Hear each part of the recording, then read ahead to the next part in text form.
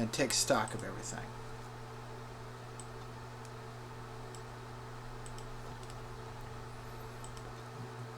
I have been studying Mother's grimoire. Do you wish to hear what I have found? Yes, and you called me over. This must be urgent and important, so I'm not sure if this will be good or bad news. What did you find? 'Tis not what I expected. I had hoped for a collection of her spells, a map of the power that she commands. But this is not it. You look disturbed. I've never seen that look on your face before, cousin. So let's see. Disturbed? Yes, perhaps that is the right word.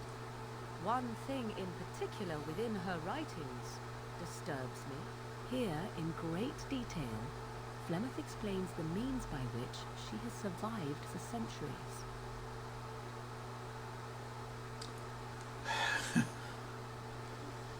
I think it's probably something bad, but I'm going to try to be humorous about this too. Let me guess. She drinks blood, eats children. That is closer to the truth than you might think. Uh-oh. Flemeth has raised many daughters over her long lifetime. There are stories of these many witches of the wilds throughout chastened legend, yet I have never seen a one, and always wondered why not. And now I know. They are all Flemeth. When her body becomes old and wizened, she raises a daughter, and when the time is right, she takes her daughter's body for her own. Oh. That sounds really bad. So why would she risk sending you with... Wait, I'm sure I understand what you mean. Once, Flemeth was a mage. This was before the time of the Circle of Magi, but she wielded magical power of the same sort that all the ancient shamans did. It was no different. She summoned a demon and made it part of her, and became an abomination, one that has thrived. Whether Flemeth has always been the demon, or mastered it, or they are one, I truly do not know. No matter what she is, her body still ages and will not sustain her forever, so she must find new bodies. I am to be the next new body in a very long line. Oh no, this is bad. This is very bad. So why would she risk sending you with me? I do not know. Yeah. Perhaps 'tis as she said, the Darkspawn threaten her as much as they threaten anyone else. Or perhaps she believes that this journey will make me more powerful. According to the tome, if the host is already powerful and trained in magic, it takes far less time for Flemeth to settle in. Here's the thing, though. Isn't this a big risk? Even if it's a calculated risk, it's a tremendous risk. Because if you die, doesn't she have to start over? And what if she can't find someone decent or find anyone at all before she becomes too weak or worn out and old to try? She could really be set back or hurt. So if you died, she would have another daughter. Not by any natural means. Perhaps I should take this as a vote of confidence from her on my capabilities. Or perhaps she simply wished me gone from the Kokari wilds, so she could prepare her ritual in peace. A disturbing thought. Well, in terms of capabilities, you have been very useful and very capable. I think you have more kills than anybody else. Particularly in terms of your mage, mana clash, and so on. On the other hand, if that's the case, imagine how powerful Flemeth is. I mean, she did, quote-unquote, turn into a giant bird and pluck us and free us from the Tower of Ashal when everything fell apart after the Darkspawn were winning because Loghain betrayed us. So that's kind of scary about how powerful she is.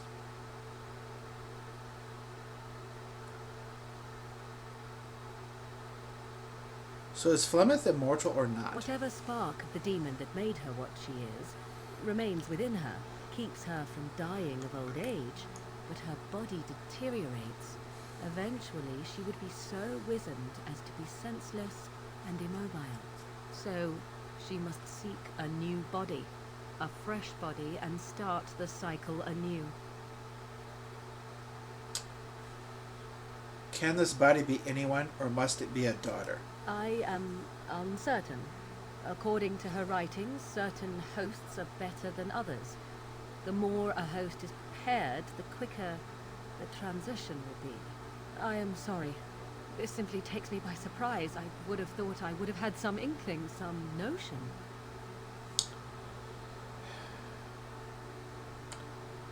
I would feel this. First off, my mother is a fucking piece of worthless dog shit. So yes, I do think the worst of my fucking piece of shit mother. So I can believe that Flemeth would do something bad. I know how worthless and fucking shitty a bad mother can be.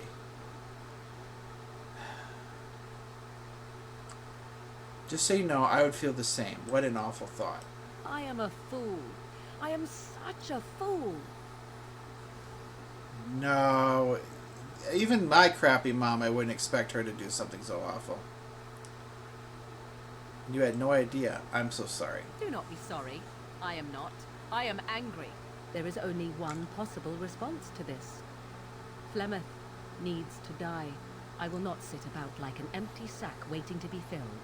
Flemeth must be slain, and I need your help to do it. Okay.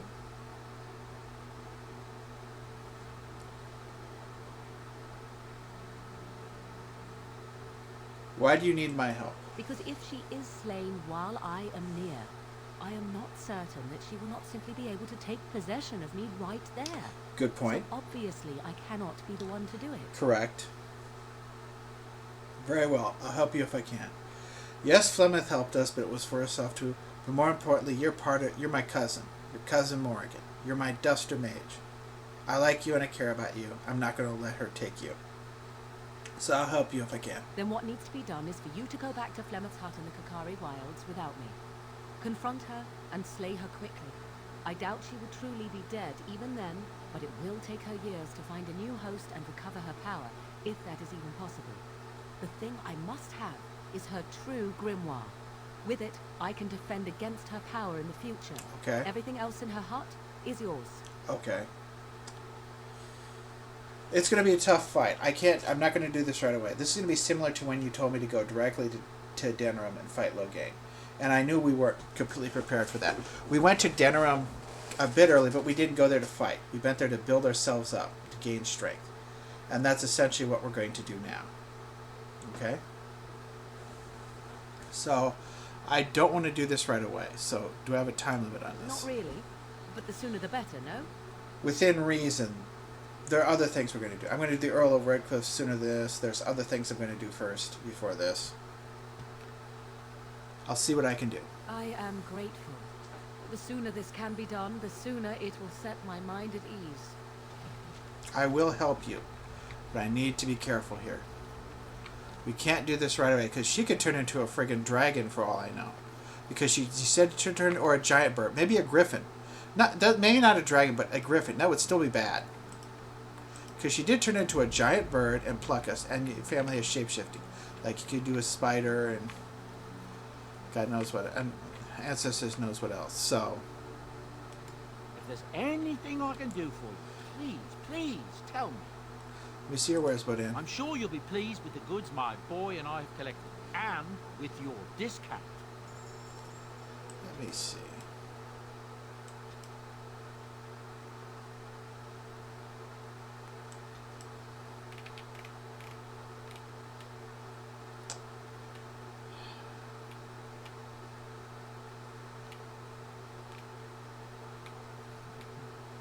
Yeah, I'm just gonna have to sell these for now. Because we need to make room.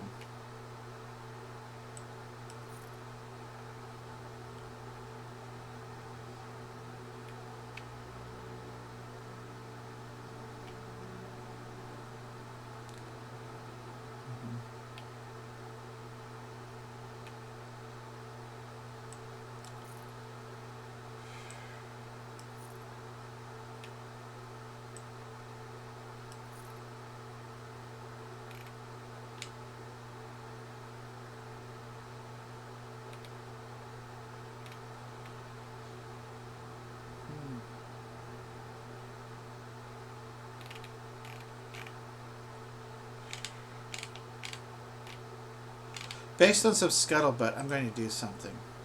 Enchantment? What's some enchanting done? Enchantment! Based on some scuttlebutt that I've received.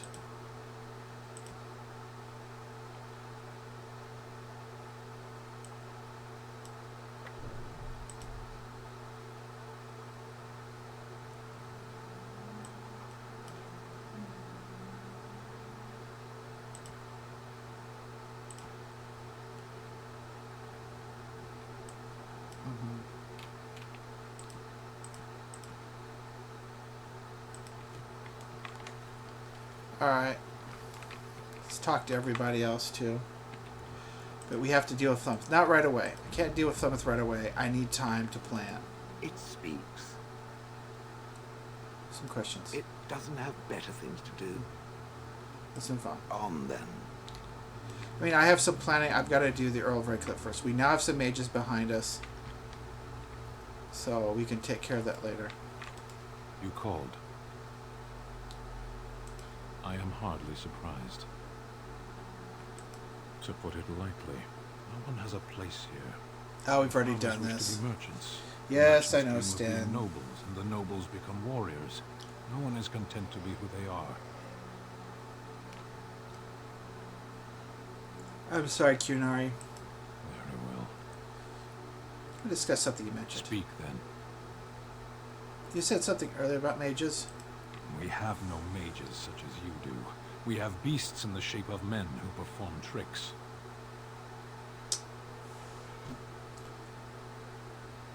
Magic is...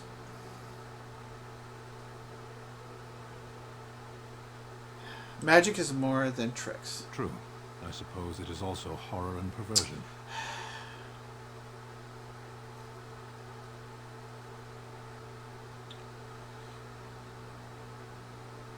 Magic's not entirely evil, you know. As a fish stranded by the tide knows the air, or a drowning man knows the sea, so does a mage know magic. Knowledge is not as deadly as ignorance. Knowledge is one half of wisdom, but there are many things that can only be known too late. Shara, are we going to fight the Darkspawn, or chatter until they grow bored and leave?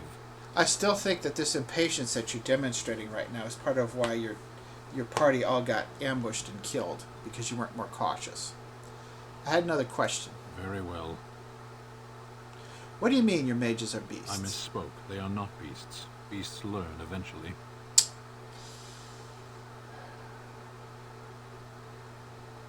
That's hardly fair, Stan. Life is fair. Is there some reason you insist upon discussing this? Trying to figure you out. I applaud your attempt to pursue knowledge, irritating as it may be. I'm pleased to irritate you on this subject in the same way that you do me. It's nice to throw some of your dry, dour humor back into your face. Thanks. Can we move on? I had another question. Very well. Mages aren't as dangerous as you say. Clearly your chantry agrees. The chantry's not all the chantry still thinks blood magic As is do the useful. Kunari. Magic, We not simply blood treat magic. it as it deserves. Not blood magic, but magic.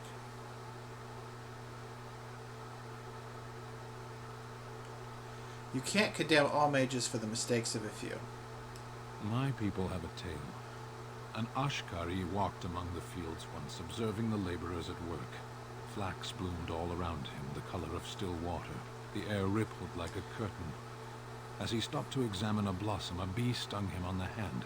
The Ashkari turned to a laborer for aid and noticed for the first time the heavy gloves and coat she wore. As she tended to him, the Ashkari asked them why she was dressed so in such stifling heat. To avoid your fate, she replied. But there are many thousands of bees here, the Ashkari said to her, and only one stung me. Surely your caution is unwarranted. The stinger is always a surprise, agreed the laborer. But so is the bee that simply passes one by.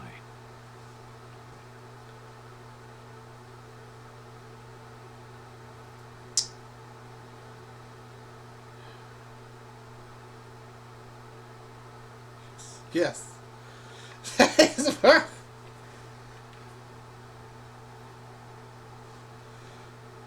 But Bees don't know the consequences like mages do. It costs a bee its life to sting a man. What does it cost a mage?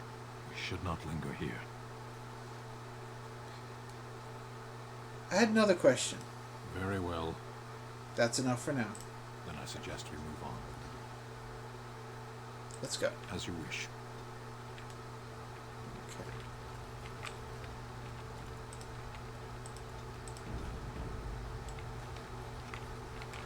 Okay, Alistair. Something on your mind? I have some questions. Of course, Tell about the Grey Wardens. such as they are. No more questions. About the Grey Wardens, anyhow. Fair enough.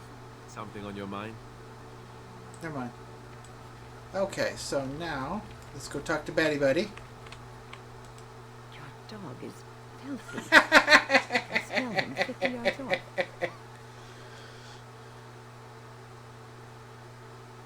Good, you will fell our enemies with his stench. That may be so, but all the same, I would like your permission to bathe him.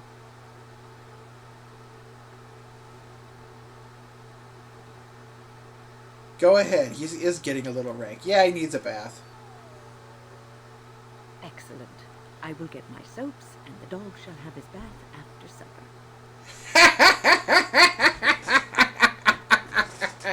Yep, she's like Mom. She's like, okay, the little kids need a bath now. Yeah, I know you don't want to bathe, but you'll eventually realize that it's good for you.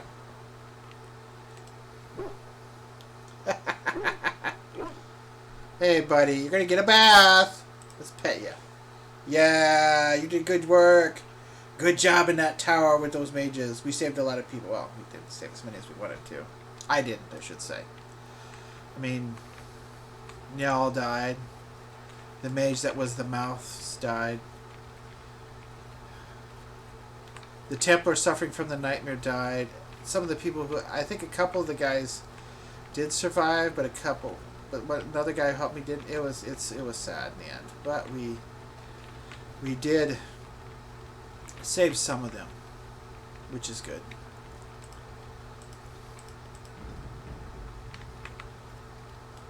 I enjoy the nights at camp. The night always seems more peaceful to me, safer. Yeah, it does. Particularly when I get to spend time with you. It's funny because it actually isn't safer. But being here with her, around the fire, in the tents, it's kind of stupid. And we do stand guard. But it does seem cozy and snug with you. Snug and cozy with you. I feel the night grants us a reprieve from the troubles of the day. Silly, isn't it? The darkspawn never sleep, and they lurk in the shadows. It's not silly to seek moments to lay down your burdens. Yeah, it's nice to be with you and just kind of relax and not always have to worry about the darkspawn and the archdemon coming to destroy us. And Logain, the Master General, and Mighty Tarn, who commands probably half the military in Ferelden, coming after us, or at least a bunch of it. It's not silly to seek moments to lay down your burdens. I enjoy those nights when we stand guard together, talking to pass the time in those small hours. Well, I talk and you listen mostly. Sometimes I succumb and fall asleep and wake to find you still watchful. And I know you're watching out for me. I'm glad you don't find that creepy. You just look really pretty when you sleep. You're very pretty when you're awake too. You just look really pretty in really different ways, and I like to look at you that way. And I'm glad you don't find that creepy. I was worried that you did.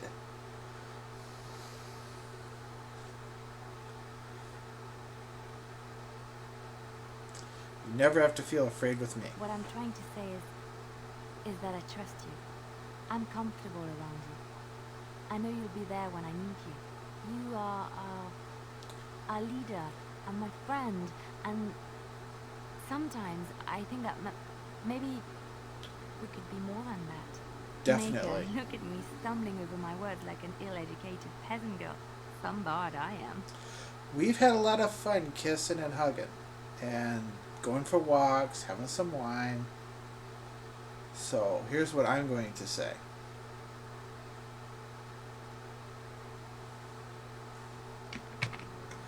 We are more than friends. I thought that was obvious. You know what? You're cute when you're I'm embarrassed. not embarrassed.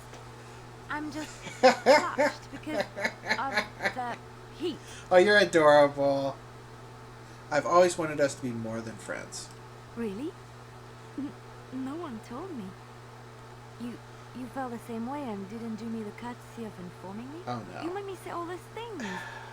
Why couldn't you have said them first? Oh, you... Oh, how very awkward. Oh, no. Please don't tell me she's going to break up with me. I've had so much fun. We hugged, we kissed, we had some wine and laughed, and we go for walks, and it's nice. Come on. Come on. I mean, and you even look cute when you got frowned.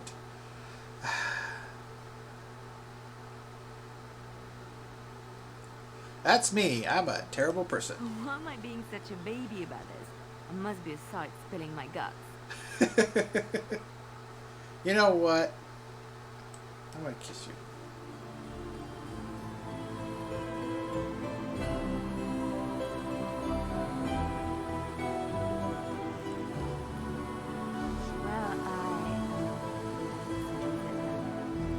Yes, it does. Now, we've done that a number of times before, but that was very special. You made it very special. Thank you.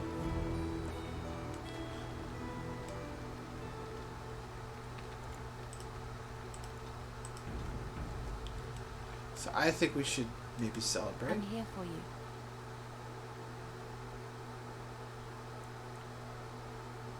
And I have an idea. You know what? Let's celebrate.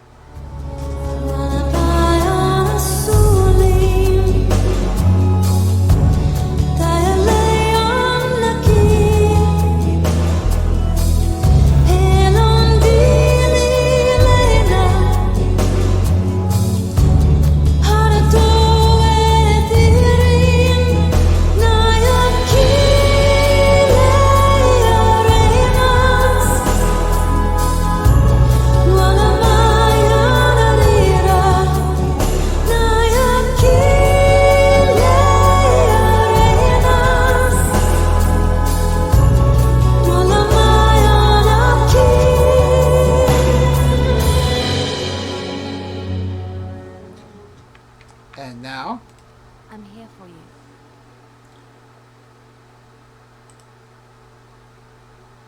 there we go.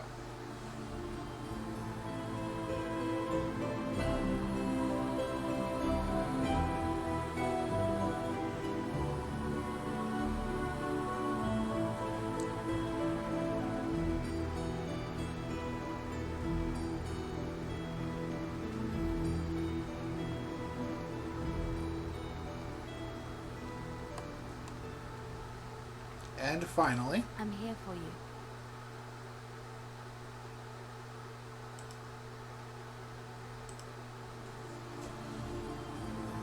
everything's good.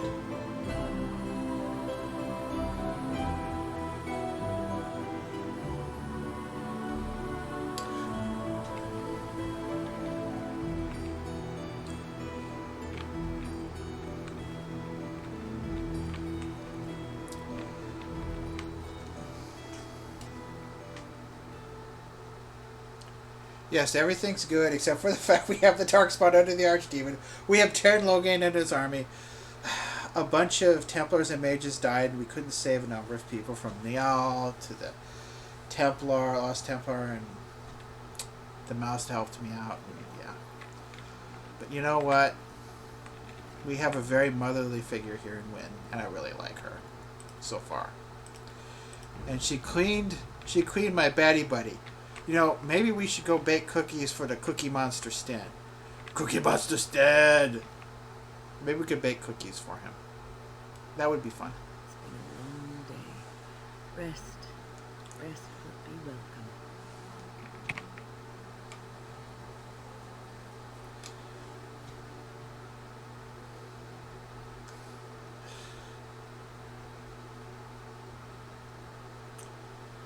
Are you alright? Yes, of course. I am just a little weary. As you may have noticed, I'm no spring chicken.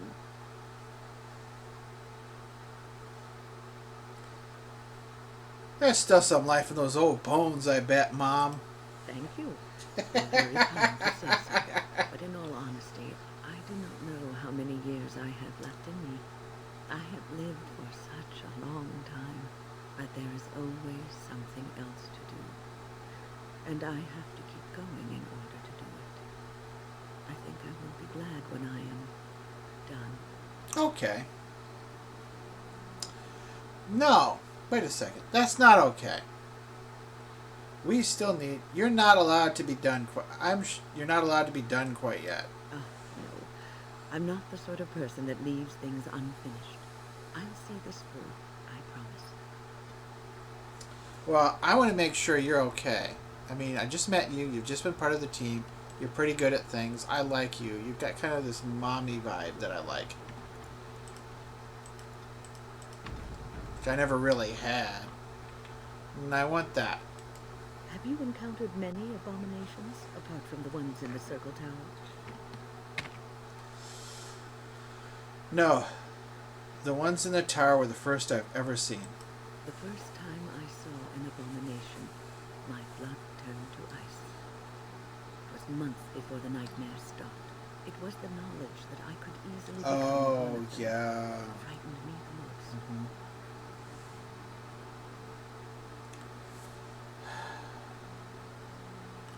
This is false. She's too smart, so I'm not going to insult her with that. But it is this knowledge that drives you to be cautious. One slip. All it takes is one slip, and everything you are is simply gone. Replaced by madness. And there is no turning back. Or at least that's what they say.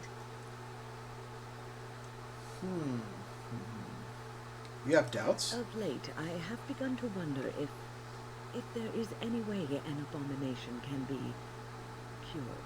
Or if a mage could be so possessed and still retain their sanity, their humanity. Flemeth appears to have been possessed and she is humane. She may be inhuman in terms of how she treats others, including Morrigan. She may have a level of inhumanity to her, but she still is sane. It's possible, maybe, if one retains one's humanity, one is not an abomination. Yes, it is madness and cruelty that define abominations. If those are lacking, if the mage remembers the person they truly are, then they are not an abomination. I never saw that. Thank you for showing me another way of looking at it. Thank you.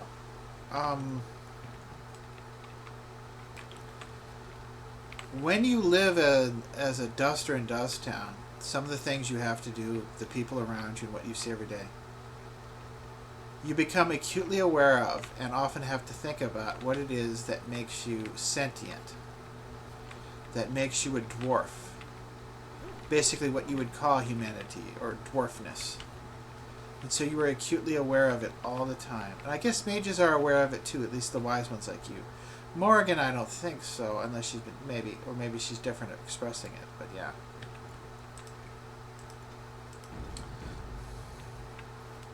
So, tell me, how did you become a Grey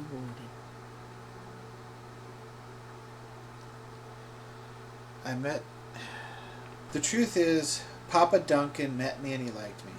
But at the end of the day, it's better than being a castless tunnel rat in Orzammar. I have learned a little of the strict caste system of the dwarves, and I apologize for saying this, but it seems... Oh, I agree Regardless with of what you. happened in your past, I am glad you found a place with the Wardens, as I'm sure you are too. I am not the least bit insulted by that. That is so true.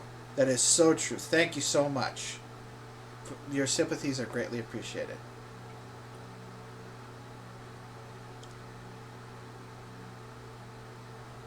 I made it sound like I did it of my own accord, but the truth is Papa Duncan helped me. But it was better, and I had dreamed about leaving before, but that was with Rika. And you know what? Since I owed Papa Duncan everything for saving me, let me see this whole brand new world that's so wonderful, amazing, and exciting, I hope I can show the Sometimes strength. It gives me comfort to think that everything will end up the way it's supposed to, that it will be all right, You were chosen. You survived the joining when others did not. Perhaps it was meant to be. You know, thanks, Wynne. Mama Wynne. The thing is, I really do hope I could show the strength Duncan saw in me. I really do hope. I mean, you know, to think about it, and I wonder about it, and I know I just said that it was better than being cast as Tunnel Rat, and that's true. But I didn't know if I could leave without Rika.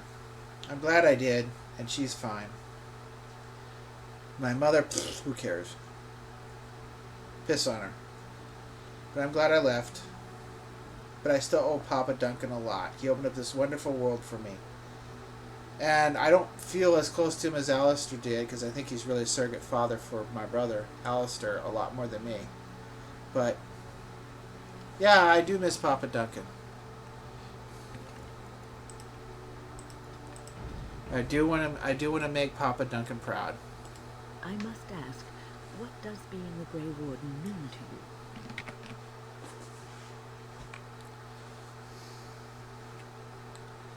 It means I've been chosen to do something very important. There's that, of course. But there's more to being a Grey Warden than killing Darkspawn and saving the world from the Blight. Ultimately, being a Grey Warden is about serving others, about serving all people, whether elves or dwarves or men. Yeah, it is. You mean to say I serve as a protector? As a Grey Warden, you are a guardian of men, and you guard them because their continued existence is more important than you are. Thus it is you who serves, not they.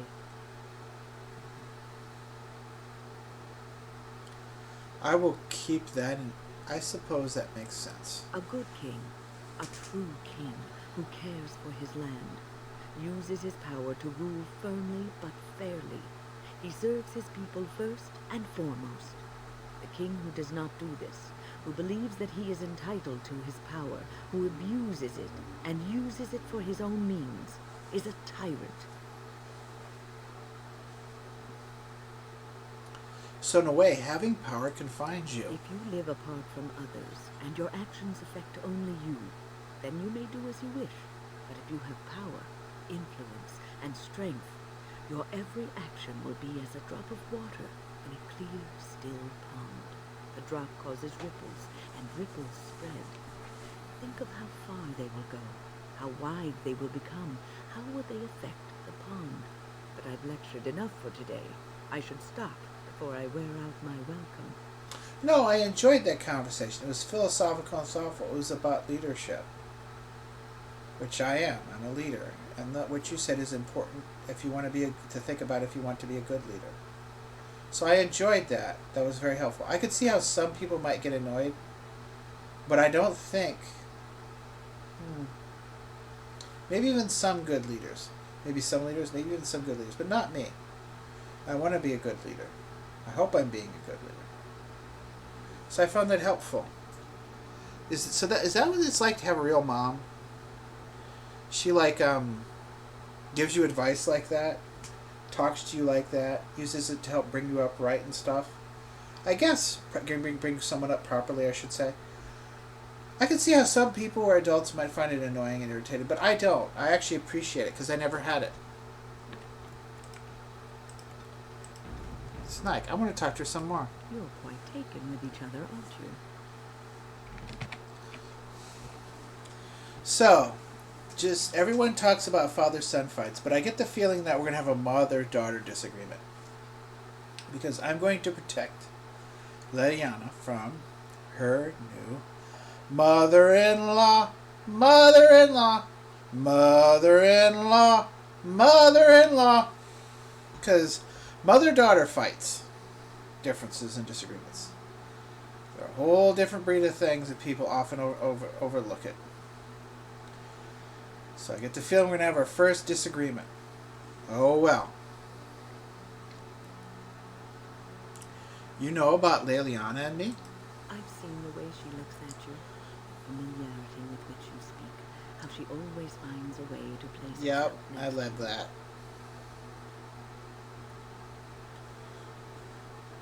I like being with Leliana. She makes me very happy. She really gives me peace. She makes me very happy. She really lights up my life and gives it meaning. I've noticed your blossoming relationship, and I wanted to ask you where you thought it was going. Leliana is a remarkable girl, sincere and guileless, and she has opened her heart to you. I would not like to see her hurt. Look, I'd never hurt Not Leliana. intentionally, no. But there is great potential for tragedy here. For one or both of you. You are a Grey Warden. You have responsibilities which supersede your personal desires. I can handle my responsibilities and my relationships. This is where you and I, Mom, are going to disagree. We're going to have a mother-daughter disagreement. Love is ultimately selfish. It demands that one be devoted to a single person who may fully occupy one's mind and heart to the exclusion of all else. A Grey Warden cannot afford to be selfish.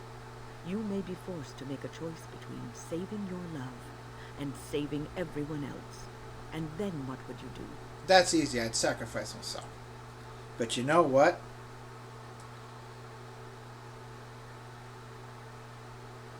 You're making things sound more dire than they are. Nothing is certain. Not in these times. You cannot take anything for granted. I want you to be aware of this. It's precisely because I know I can't take anything for granted that I'm with Leliana. Because I may not be able to do that any other time because she or I or both or all of us may die. So I want to spend as much time with her as possible before that happens. Leliana and I can handle whatever comes our way. Because I'd rather have done this than not. If you insist, I have given my advice. Do with it what you will. Thank you. Mom, I love you. I appreciate what you're saying. But at the end of the day, I think we need to spend a little time apart for now. That's what you do. We're going to act like cats and just go our separate ways. For a time. The Circle of Magi stands ready to assist, Grey Warden, as do the Templars of the Charm Tree. Do you need anything? There are always areas to improve on, Grey Warden. The most useful for my talents are runes. The Circle of Magi stands ready to assist, Grey Warden, as do the Templars of the Charm Tree. They will work together? The sincerity of your cause has drawn them together under a common banner. Good. It would not have happened otherwise. Okay. Let's turn in some runes for the circle. We're going to have to give all the options. We got quite a few, so that should really help. Even the Templars will be impressed by the powers you will command. Good to hear.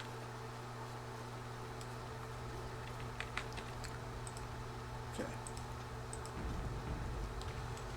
Wynne, I love talking to you, but I'm going to be with Leliana.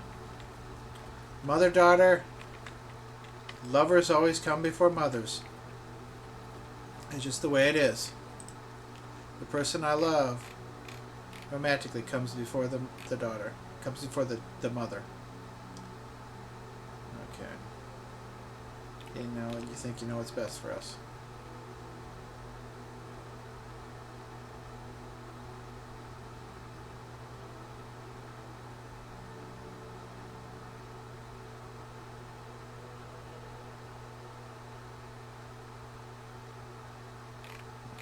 Let me see something.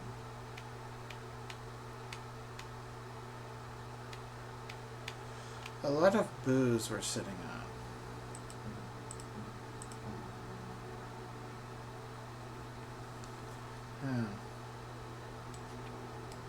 Flowers? For me? They're beautiful. Yes.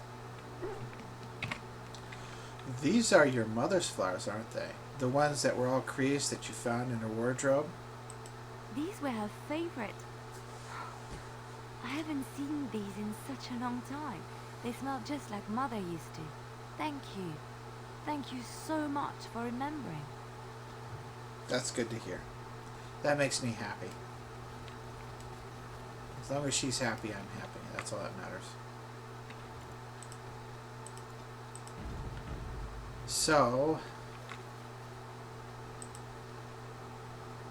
in terms of the fight that we had, the combat that we had with Uldred,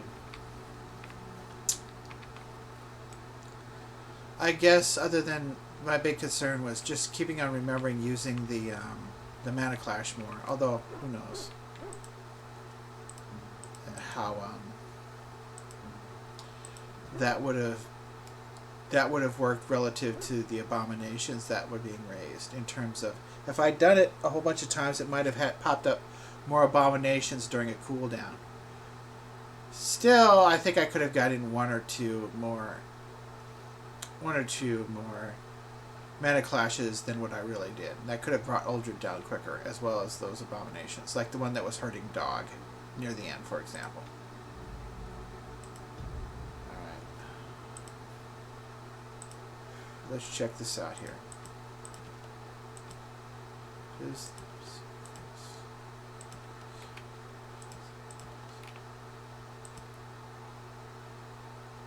False witness. Let's wait on that.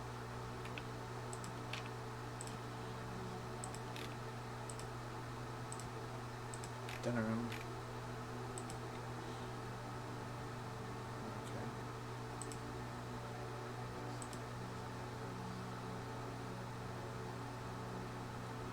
Currently, crazy for someone.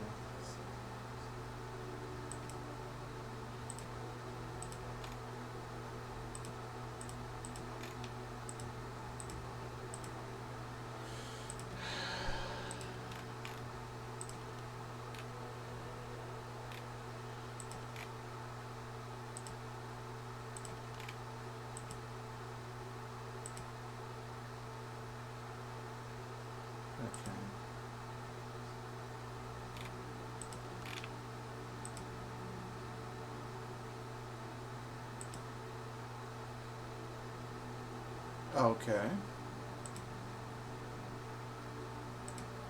Okay.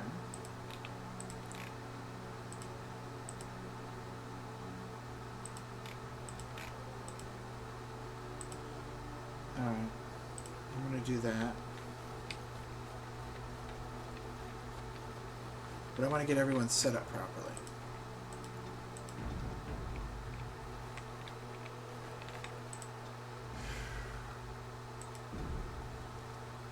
Not just yet.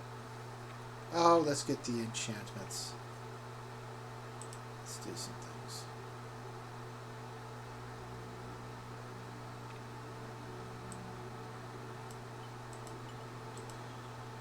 Okay. Alright, Stem.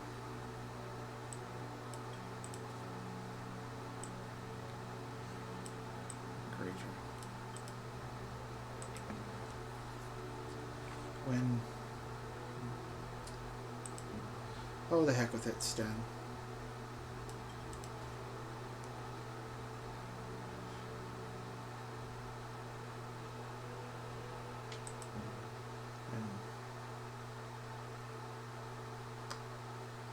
Yeah.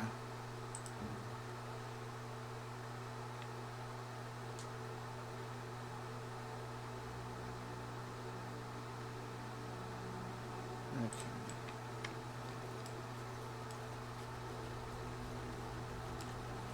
Okay.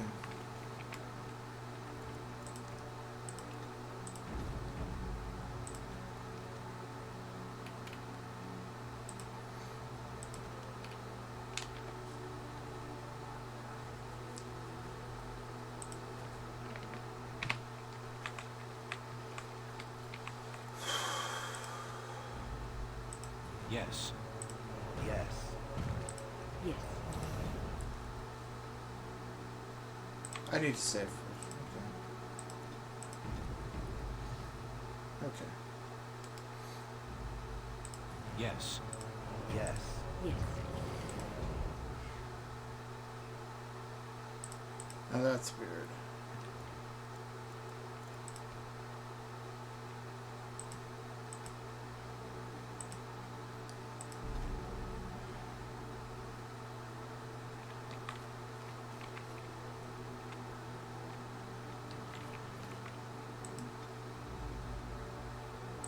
Yes. Yes. Yes. Okay. Let's go to dinner.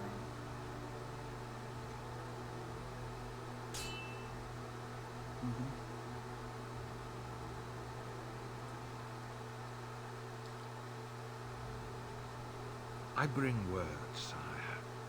There are demands from the Banon that you step down from the Regency. They are said to be gathering their forces, as are your allies. It appears it will be civil war after all, despite the Darkspawn. Pity.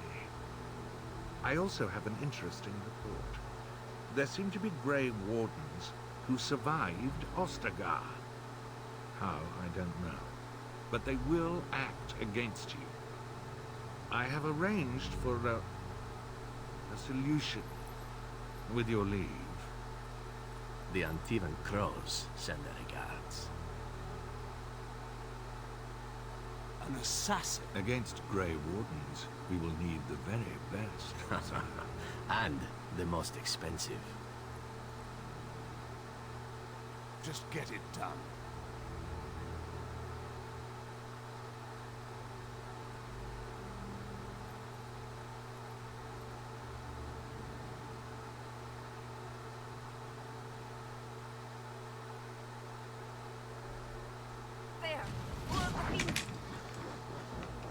Okay.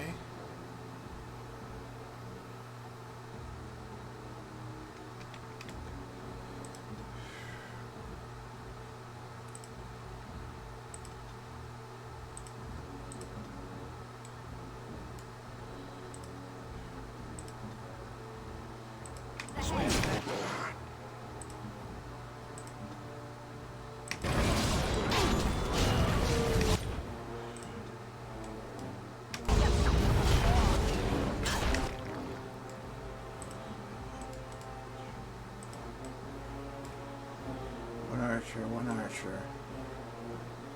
Well, they've got an appreciation for basic tactics.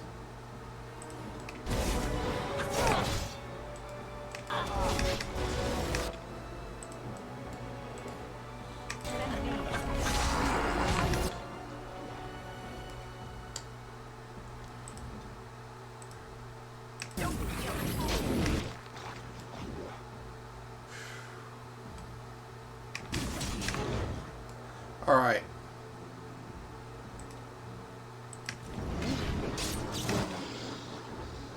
Okay.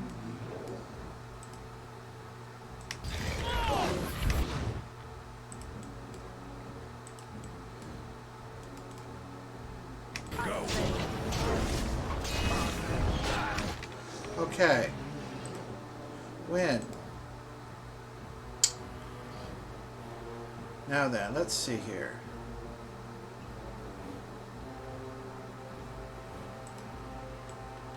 Something that'll shug off most missile attacks. Yep, that was a good choice.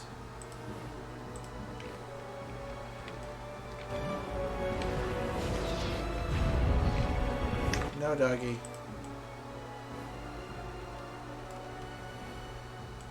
Okay.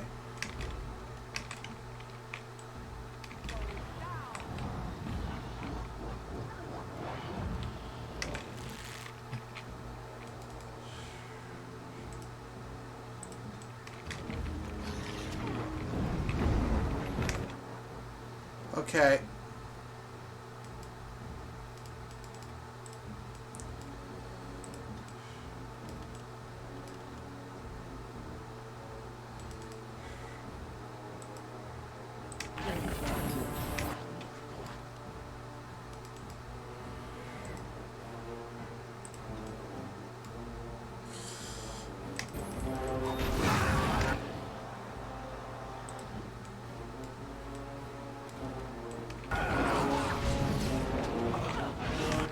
Now then, do it.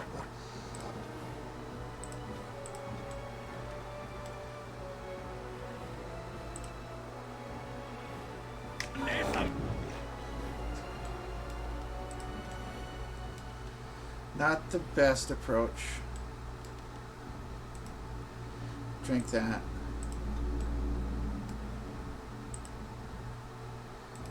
Do that.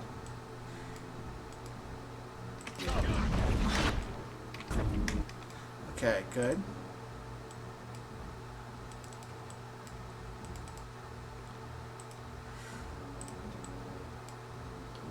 Okay, dog.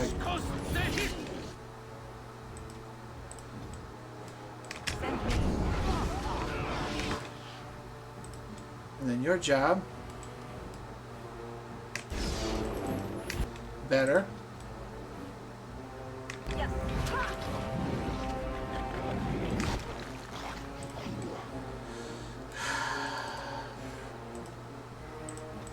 There's my job. Oh, fuck.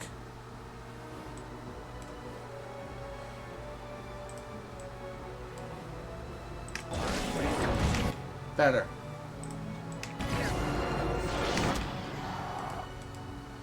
Okay, Stan.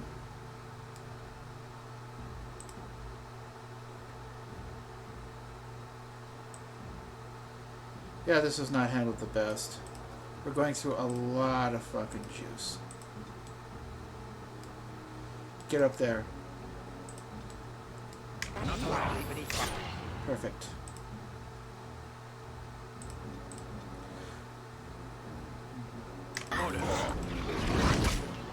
Good job, Stan. This isn't just not the most...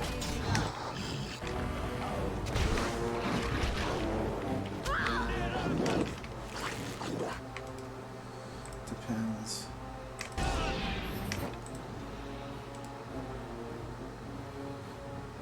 Ready?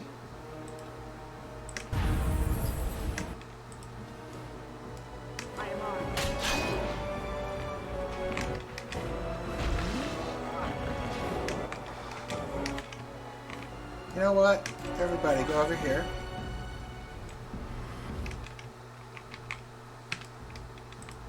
Where next? Here's what I'm going to do.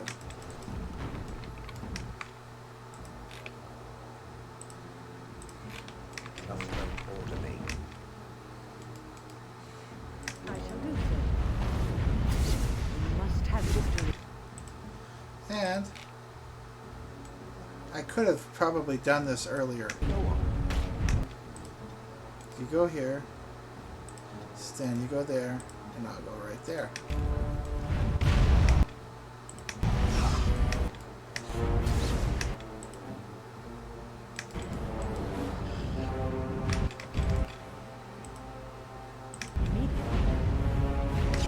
Oh, well, that was a miss.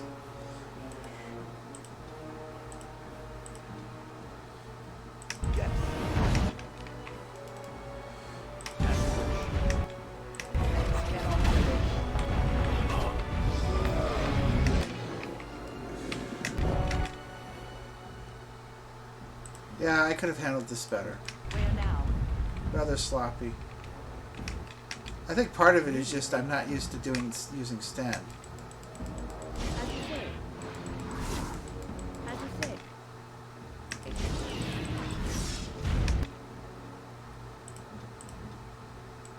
Your word. Here. Your orders? Alright.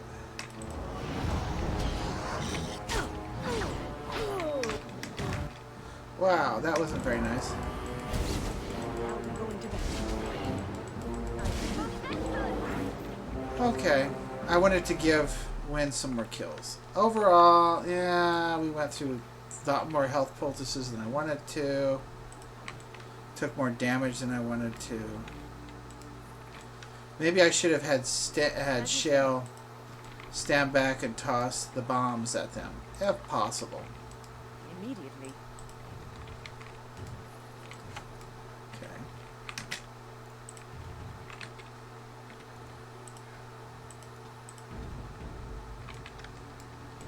So the fight was handled okay.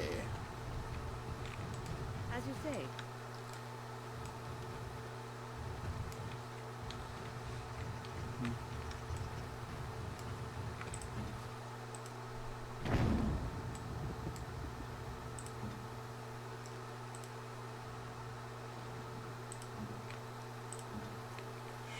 Lucky for us, there were no traps. Because then we would have needed Leliana, because she would have been a godsend if there were traps. Oh, look! There's traps. Okay, that answers. Never mind. There are traps. I am ready. And... yeah, we want to get her. Okay.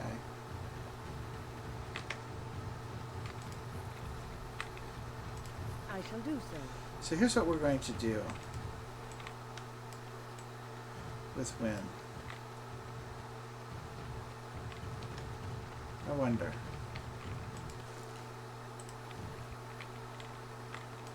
I shall do so. No reason to go up there now. Okay. Okay. But we're building up to a decent amount of money.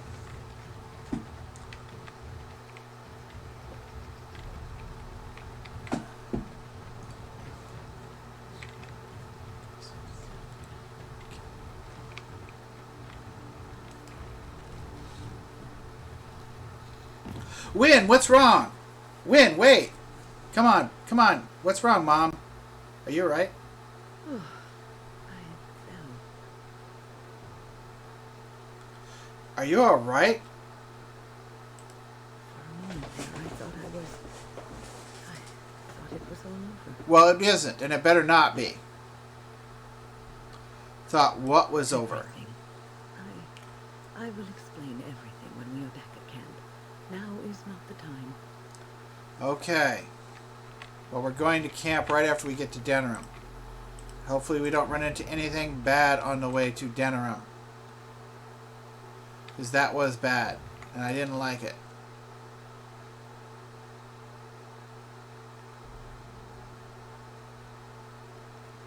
Okay, now we're going to camp. We're going to talk about what just happened. 'Cause I just met you, Mom. We just had a first big fight over my girlfriend. Love of my life.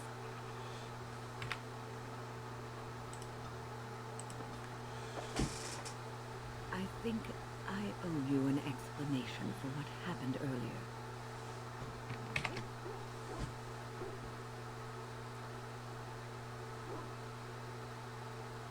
You had me quite worried. You should know that something happened to me at the tower before you came along. You spoke to Petra, did you not? She told you I saved her from a demon. I did, but I did not survive that encounter.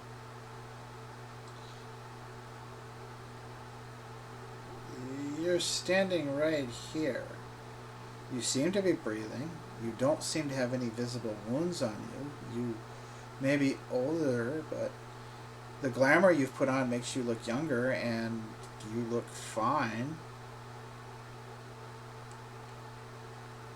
You're undead? No, I'm not undead. If I were a possessed walking corpse and could still think, I'd kill myself.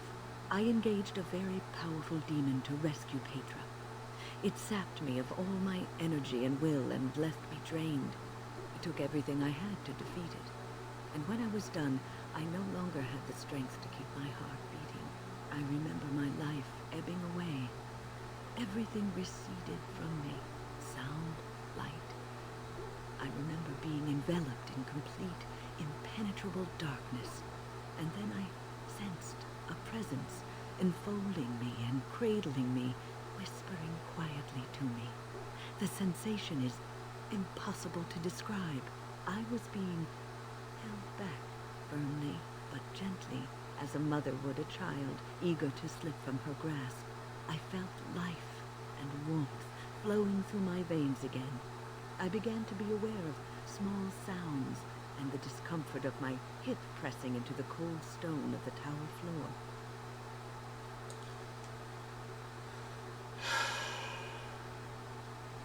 I don't know what to say. There are times when things happen, you just roll with it. There's not much you can do. I mean, I never thought I'd be a Grey Warden, but that's pale as compared to this. So, you died and came back to life? That is an amazing story, but you were never really completely dead then, right? The Fade contains spirits both benevolent and malicious. The benevolent spirits seldom make themselves known, because they want nothing from mortals, unlike the demons. Okay. It was one of these spirits that saved me. Oh. Without it, I would be dead. And it has not left me. It is with me, even now, bonded to me. You see, I am supposed to be dead. It is the spirit that is keeping me in this world. And this is not the way of things. Perhaps the spirit did not expect this, but it is weakening gradually. I am living on borrowed time. Well, that's really bad, because you're telling me that I just got a good mom and now you're going to go? And there's this really nice spirit and it's going to die too because it did a good thing? That's sad.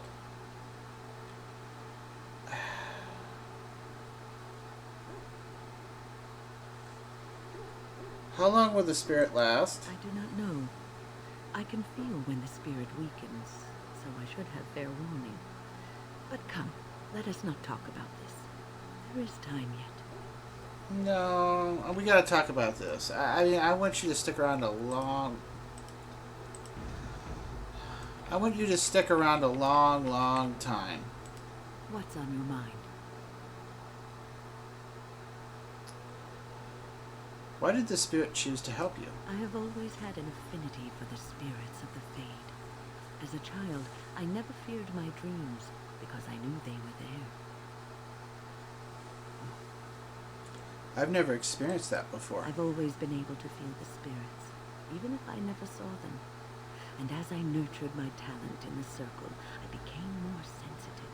I began to notice every time I was in the Fade, whether it was in a dream or in magical practice, that I was being watched. Do spirits watch people like that? I suppose they must. It is these benevolent spirits that create our dream worlds in the Fade. Sometimes I would see it, a glowing, nebulous form. Most times I would just feel its presence, gentle and comforting, but somehow alien. I think it is a spirit of faith. Wow. They have never been seen before, and perhaps I am wrong. But something tells me I'm not. It always felt like the same entity. This one spirit was curious about me, and was guarding me, for want of a better word. You mean it protected you?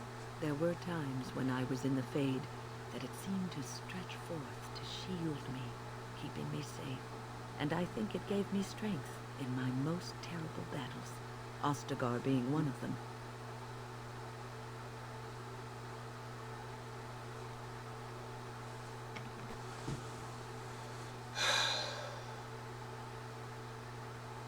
Wow.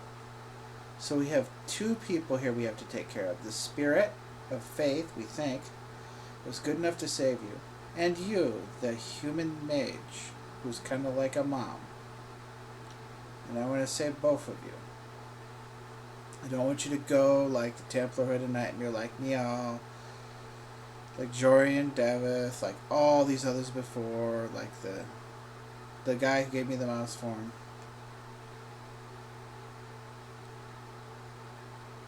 And us, I suppose it felt it wasn't your time yet. I don't know why I was chosen. Perhaps it knew that there was something more that lay in store for me. I like to think that I was given a rare chance, and I'm going to make the best of the time so generously given to me.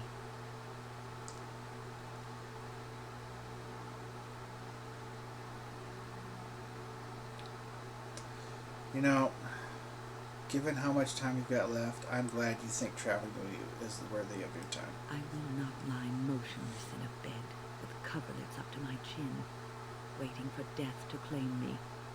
That is not the death for me. And so I will fight alongside the Grey Warden, and help prepare her for the task that is yet before her. So you had better listen to me, because I swear, if I should fall before the end, and you don't seem to be doing things properly, I'll get up again to give you a good finger wagging. Okay, Mom. That's what I expect. Humorous side, we're going to keep you around. You know what? I'll hold you to that promise, Mom. You know, I think you'll be all right, even without my help. I think I'll be better with it. So I'm going to talk to Mom because I'm kind of anxious about her. I don't want her to die. Particularly if it's over something I can't control. What's on your mind? Is there something we can do to cure you? Cure me? What, am I sick now?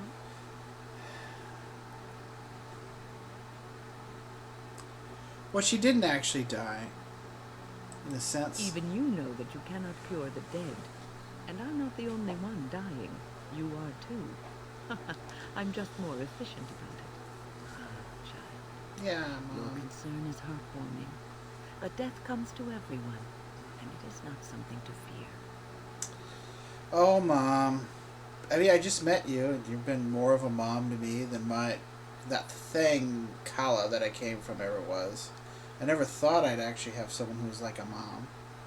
There are times that you can be a little irritating, like, I'm going to do what I want to do with Leliana no matter what. But other times, Mom, it's nice.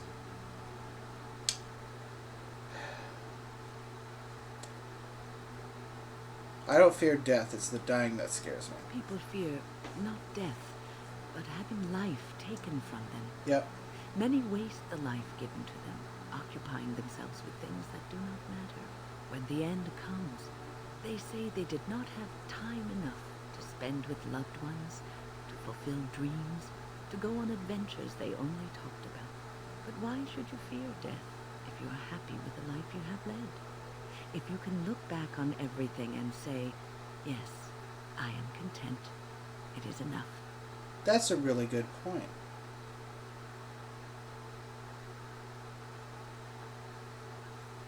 I think it depends on the person you are. Are you content? I want to know about you. I think I've led a good life, a full life, and I, for one, am not afraid of death, whatever it may bring. They say that when you die, your spirit travels through the fade and returns to the Maker. And after that, we'll see, won't we? Well, I've never been to the Fade until I started dreaming after becoming a Great Warden, so I don't know. And we've never been big on the Maker. He doesn't seem as bad as the ancestors and the Paragons who treat us like crap initially. But then he dumped the Darkspawn, if you believe it, right in our backyard, destroyed us. I don't know. But I do know that I want things to be happy for you. And if that's what you like, then I want you to like that. And so, for your sake, I hope your Maker takes you back through your spirit world Fade. I don't know what's going to happen to me, but I hope that happens to you, Wynne. I want my new mom to be happy. What's on your mind? Do you have any regrets at all? I try not to dwell too much on the mistakes of my past, of which there are many. I would go quite mad if I did that. But I do have one regret. The greatest misstep of my life. Made even more grave because it had dire consequences for someone else.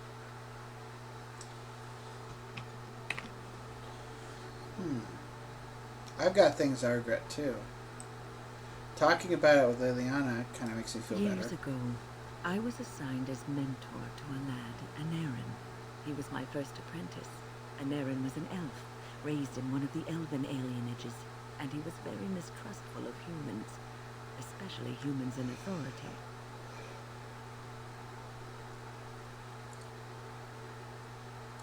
The mages treat the humans and elves alike. All he knew of the humans was what he had seen in the Ah, village. good point. He was very wary of us. What Anarin needed was time. Time to get used to his new home. Time to emerge from his shell, so we could build a rapport. I gave him no such time. I was young and arrogant. He is a mage, I thought.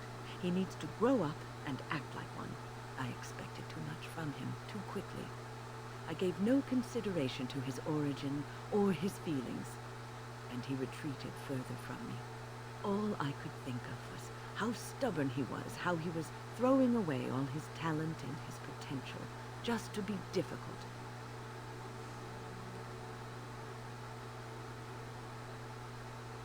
That just seems so unlike you. Oh, age and wisdom have mellowed me.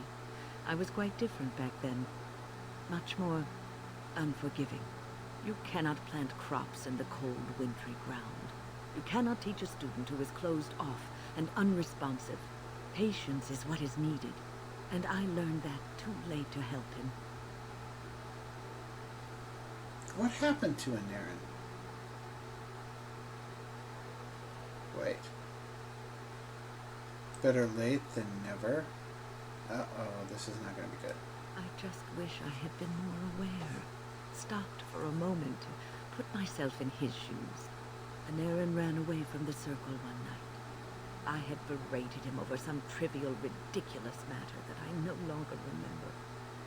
I drove him away because of something utterly unimportant. He was a child, 14 at the time of his leaving. They had his phylactery, and they hunted him down. Why didn't they just bring him back to the tower?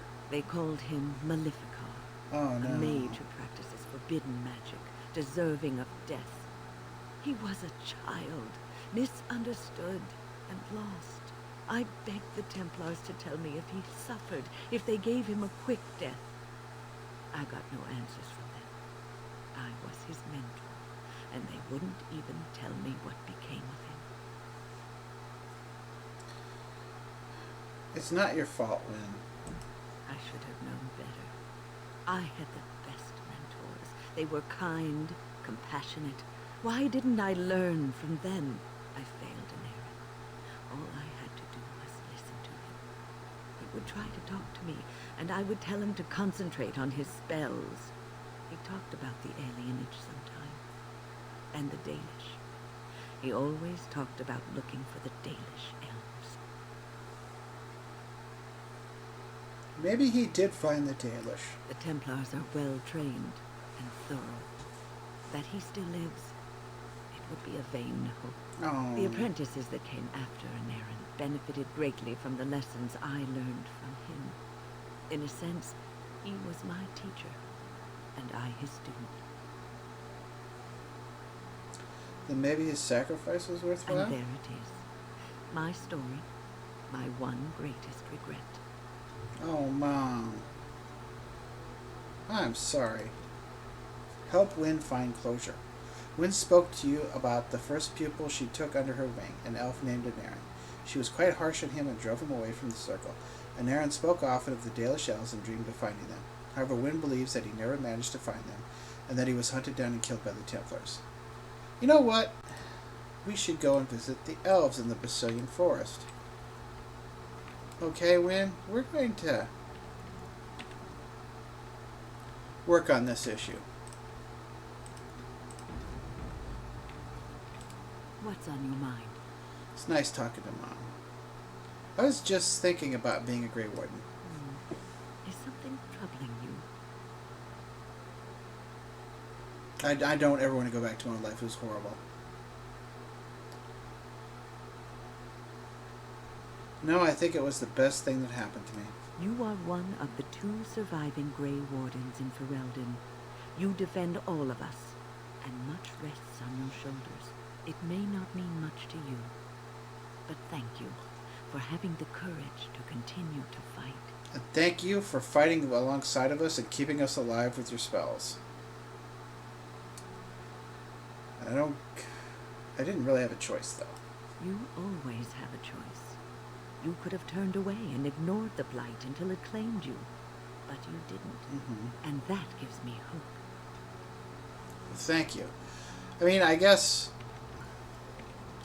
I did have a choice.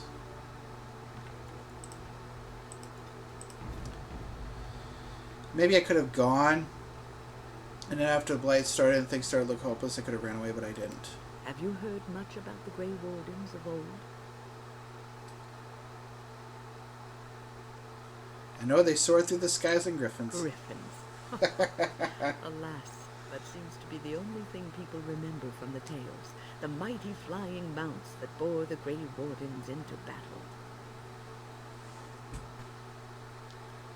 Well, I wish I had a griffin. Unfortunately, they've all passed back into the Maker's hand.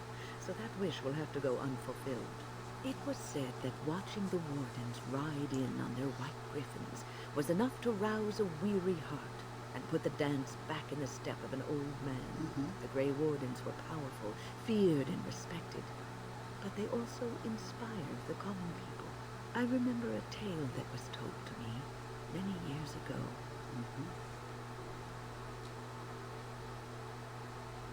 Go on. The Blight had ravaged the land for months, and the armies of the great kings had amassed for one last stand.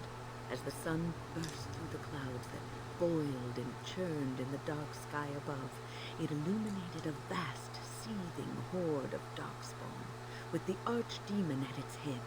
And it was then, when courage seemed to fail, and all lost to death and despair, that the Grey Wardens came. They arrived with the beating of wings like mighty war drums, and stood before the armies of men. That's not a sound strategy. Why not flank the Darkspawn? That's not the point of the tale. Oh. The Grey Wardens, grim and fearless, marched forth, ever between the men and the encroaching Darkspawn. Oh! They formed a shield of their own body. Oh, yeah! And held that line until the archdemon was dead, and the last Darkspawn lay trampled in the dirt. And then, demanding neither reward nor recognition for their sacrifice, the Grey Wardens departed. When the clouds finally rolled back, and the sun shone full upon the blighted ground, the great kings knew that they had lost no men, and none of their blood had been spilled. This is fascinating. I conflated the operational objective of flanking the enemy, not operational, a strategic move toward flanking the enemy that didn't actually correspond to your the higher political goal of protecting humanity. And since I didn't do that, my strategy is ultimately a failure, because even if it's better militarily, it fails to do what my purpose of strategy in that case is supposed to be, which is to protect men. That's the political object. Okay. Wow, Mom, that's really thoughtful. Thank you so much. You gave me a new thing to think about.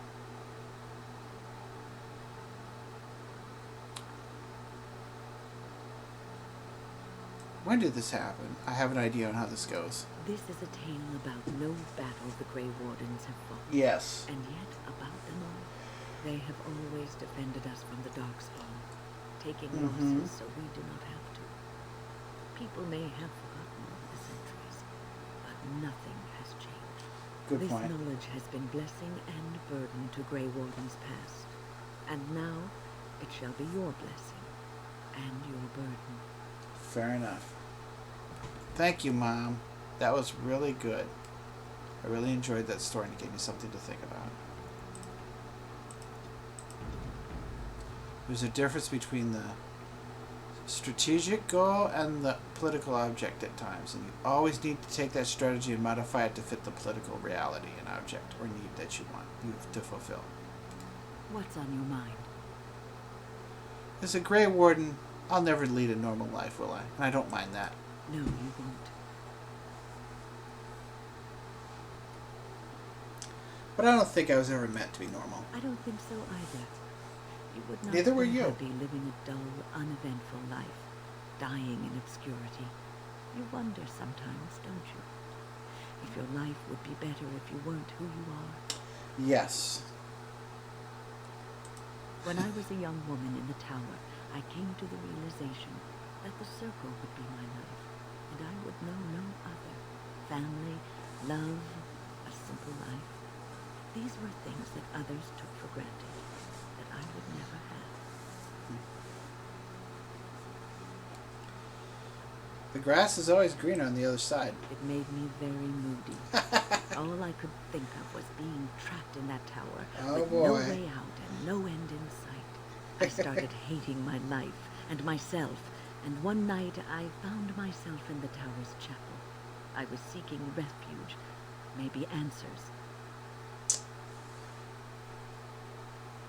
It's hard to imagine you as a moody youth. Well, I was. Dreadfully morose. Surly. Anyway, where was I? Ah, yes. The chapel. I must have looked tearful or made some noise, because the revered mother came out and decided to speak to me. And because I had no one else to talk to, I talked to her. I must have said many silly things, but she told me that the Maker puts us all on our paths for a reason, and fighting our intended course is what causes so much anguish.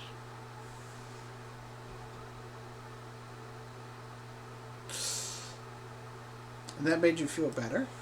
I thought the old biddy was full of rubbish. I was 15, maybe 16, and I knew everything. So I left, but I always found my way back to that chapel. And as the years passed, I began to see the truth of her words. Okay. We were supposed to be polar opposites, mage and priest. But we weren't. There was much about us that was the same. Really?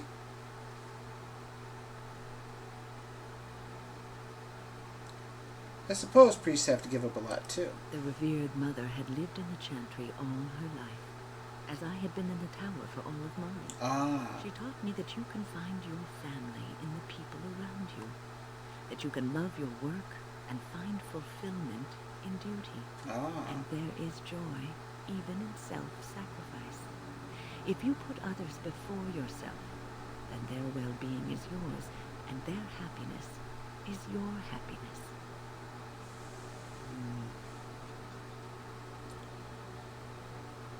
It won't be easy to live that way. You can scream and cry and be angry about life as a Grey Warden, or you can accept it and allow yourself to see the good in it. This is your choice. That was good. I thought you were kind of a brat when you were a kid. A bad teenager. What's on your mind? I'd like to ask you something about the circle. I will answer to the best of my ability. Why didn't you want to stay at the tower? The circle is in good hands. Irving knows what to do, and he doesn't need me underfoot. For now, I will support those that battle the Darkspawn. I do feel I left things unfinished in Ostagar. There is so much left to do, and I would be part of it. I'm sorry. Maybe I should have waited to do Ostagar to bring you with us. I'm sorry that you didn't get to see that. But I think there are times when we have to put our own wishes apart. As much as I would have liked to have taken you there, I think we did the right thing by doing it then and building ourselves up for the really tough fight in the tower. Even though it basically hurt you because you're not able to go there. I'm glad for your company, no matter what, though. The Grey Wardens, all 2 of you, need all the help you can get. I will see this through to the bitter end. Okay. And after that, if I am still left standing, then I will return to the circle. I wanted to make sure you really wanted this. I'm sure she does, but still. No, of course I don't. I'm old and unsure of what I'm doing. Actually, I'd rather be in a warm chair in the sun, being served pudding, or some other easily digestible food. I'm sorry, I didn't mean it that way. I know. I was just teasing. The ability to laugh at myself is something I developed too late in life. But to allay your fears, yes, I am sure this is what I want. Okay.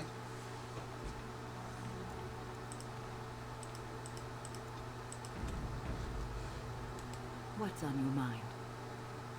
I'd like to ask you something about the circle. I will answer to the best of my ability. How did you become a mage? People don't become mages. That's they true. Are born mages. The talent just surfaces later. But you are asking how I ended up at the circle. Yes. I was brought there by the Templars, just like many of the other apprentices. I don't remember very much. I was very young then. What about your family? I didn't have a family. I never knew my real parents. My earliest memory was of hiding in a hayloft on a farm, trying to keep warm. I was found, and the farmer's wife was kind enough not to send me away. But they had children of their own, and I was never made to feel welcome. The eldest son was the worst. He was always calling me a stray, and throwing anything he could get his hands on at me.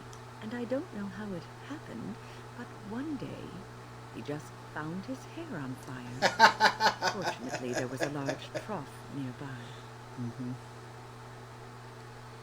Serves him right. He ran screaming, dripping head and all, to his mother. I was shut up in the barn with a bowl of water and a crust of hard bread. The Templars arrived several mornings later. Were the Templars mean to you? One of them ignored me, but the other was kind to me. Oh, good. He gave me sweets and even sat me on his shoulders once when I wanted to look over a high wall that ran along the road. I'll never forget the moment the Templars led me into the entrance hall of the tower. I had never seen anything so grand in my life. Wow. I stopped being afraid then. I knew I was home. That's good. I mean, that's happy. So many bad things have happened. I mean, so many sets of, like, I love Leliana's stories, but they're kind of sad, you know, like Sir Aveline who died. The story of Alindra and her soldier. It's nice to have a happy story. And the tower, so many people died there, even though we finally stopped the enemy for a moment. But so many people died there, just like at Ostagar. So much suffering. Yeah. That's a great story. Well, that's about all there is to my tale. That's how I came to the circle. What was life like in the tower? I would be lying if I said it was easy. First, there were rules, and we were constantly watched to make sure we behaved appropriately. Then there was the study of magic. We had to cast the spells just so, control the effects completely. A single word spoken incorrectly, a gesture out of sync, and lack of focus. And we needed to have perfect focus, or we would be in danger. Danger from what? From Fade's spirits. Yeah. If we were careless, they would enter our minds, and we would become abominations. Oh. Without the circle and my mentors, I would not have been where I am today. Okay. And there was joy in life at the circle. The joys of fellowship, in knowing that you were not alone in your struggles. In spite of everything, I was happy in the tower, and I loved it. Okay. There's nothing else I wanted to discuss right now. So I'm happy that you were happy, Wynne. I'm happy that you found fulfillment at the tower. It's nice to have happy stories for once. What's on your mind? I'd like to ask you something about the circle. I will answer to the best of my ability. Nothing right now. Okay. Now let's go sell some stuff.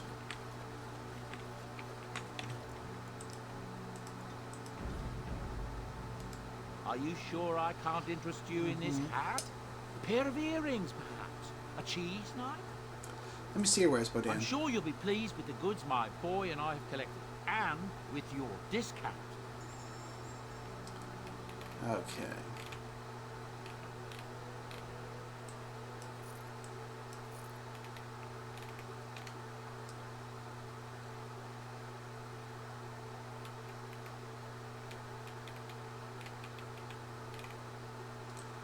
Quartz. Okay.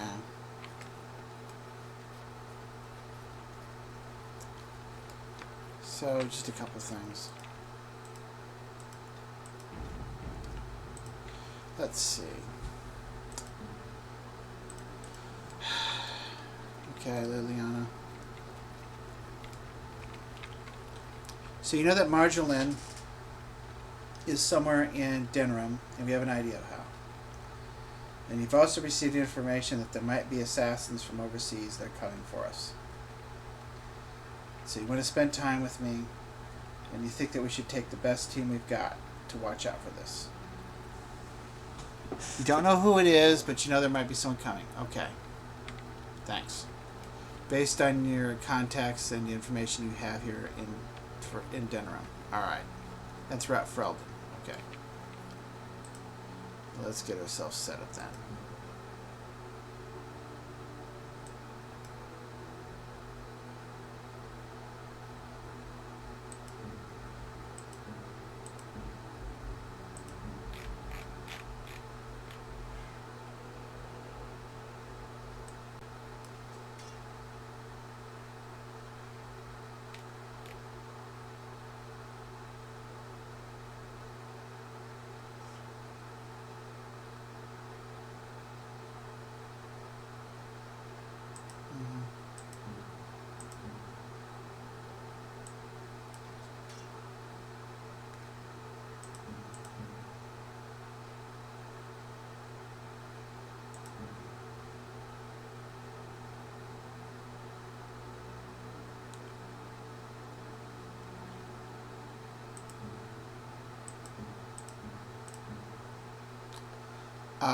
You're the one who needs it. Okay.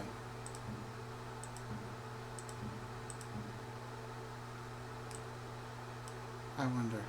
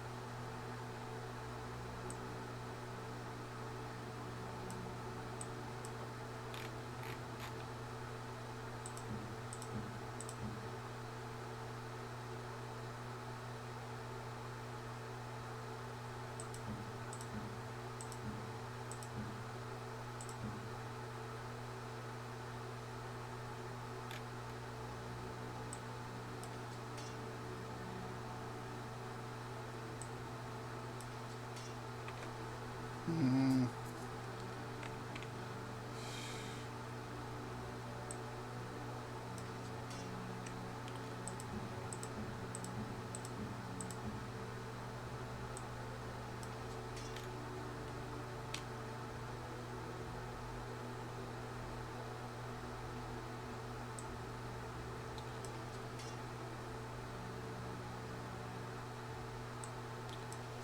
Okay.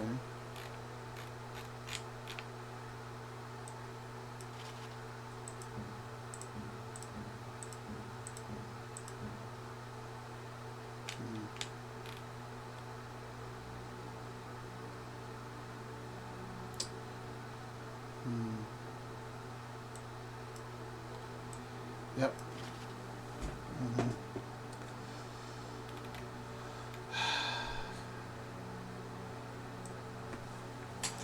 Mm-hmm. Alster, Morgan, Shale, Stan.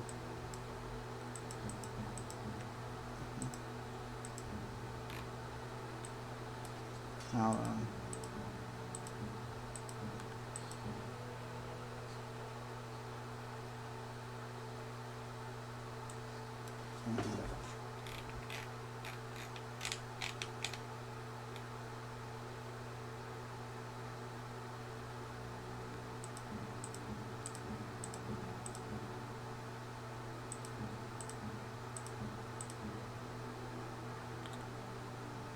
Okay.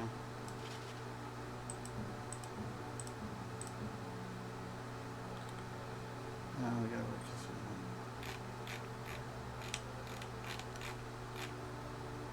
one. All right.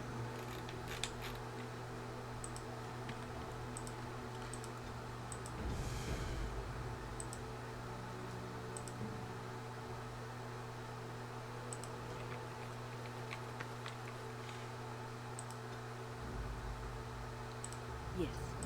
Indeed. Indeed.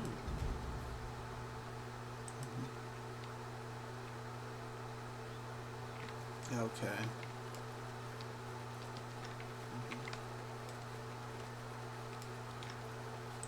Yes. Hmm.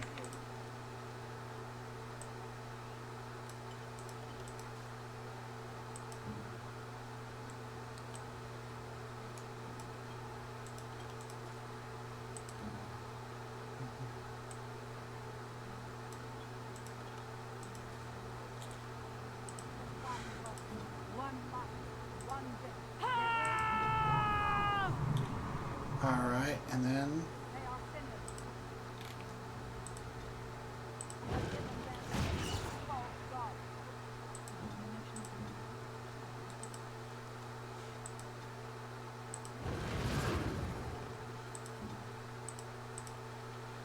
Normally I would wait on this, but... Okay.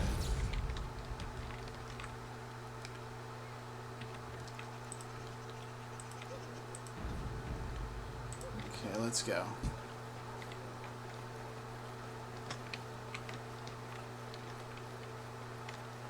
Dwarven craft.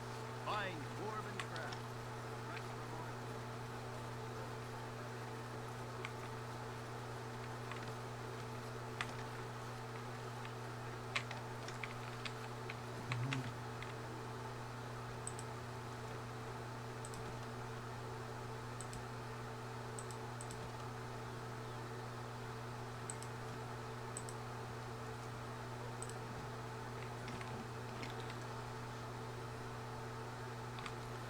Okay. So here's the thing, Wynne. Morgan is very close. There is much to do. Wynne is close. So I'm going to do something, Wynne. It may not be the best, but I'm going to try it.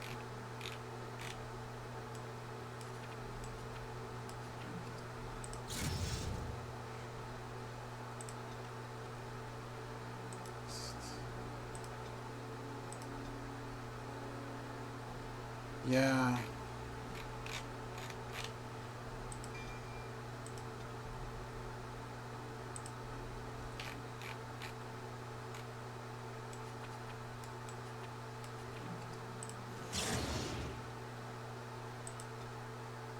Okay. Ah. Okay, never mind.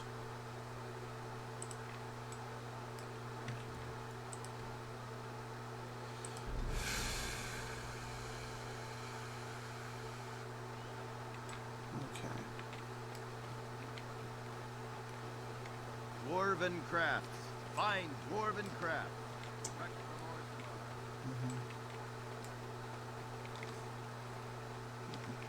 Okay.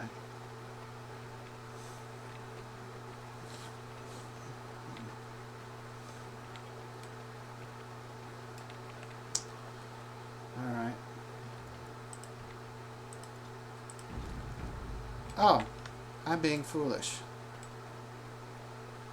I know exactly what I need to do. Sorry, everyone, for being foolish and running pointlessly. No, never mind. Dwarven craft. Fine dwarven craft.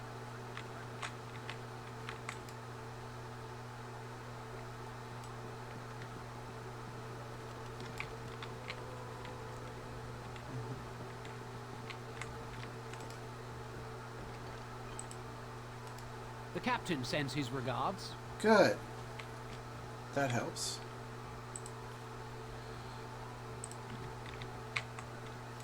Maker's blessings upon you, Warden. Okay.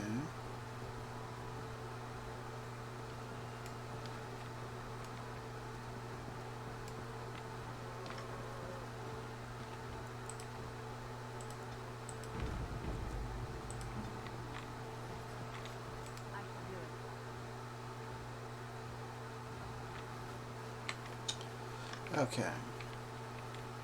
Dwarven crafts. Fine dwarven I crafts. think I know what I'm going to Direct do. from Orzammar. Won't find better.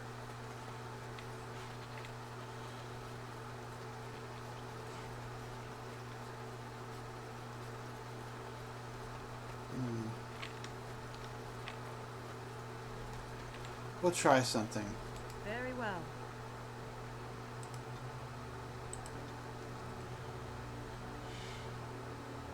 The Blight. How will you end it?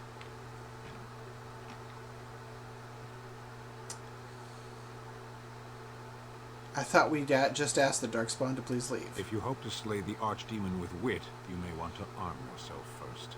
You say you are a Grey Warden. I have heard stories of this order.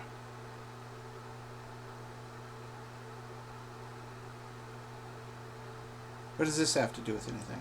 Great strategists and peerless warriors. That is what we hear of the Wardens. So far, I am not impressed. So here's the thing, Stan.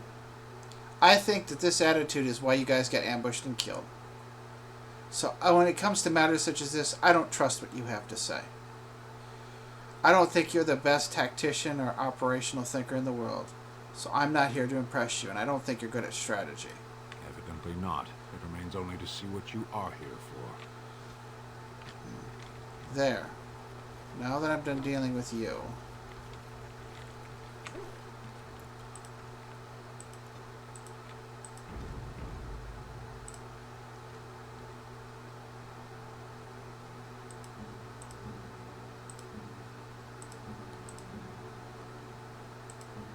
Wait, what the?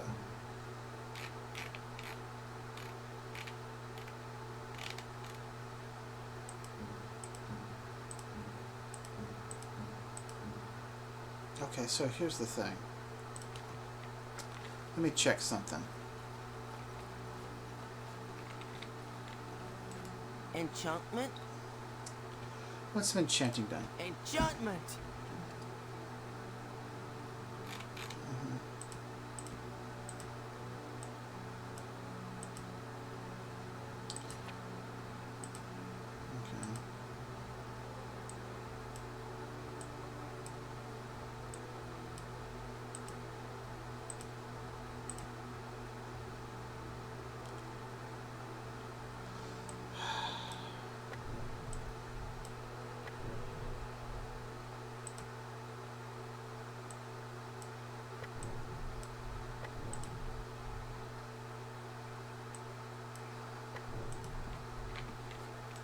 If there's anything I can do for you, please tell me.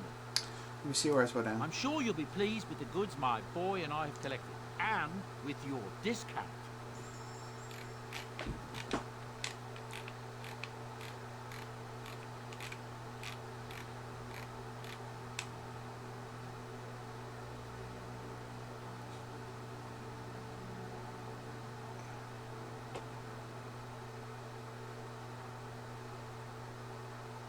Yes.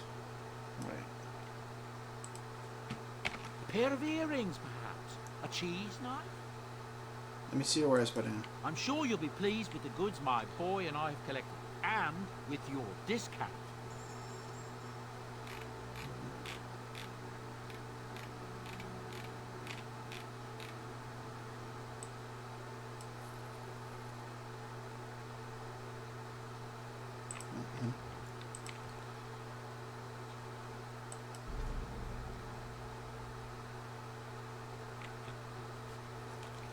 Okay.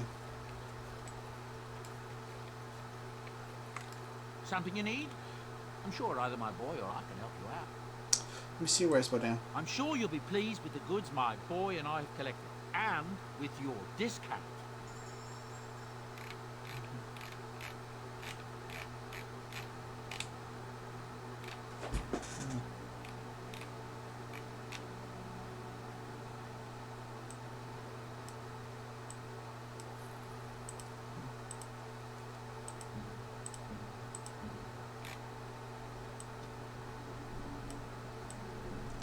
Okay.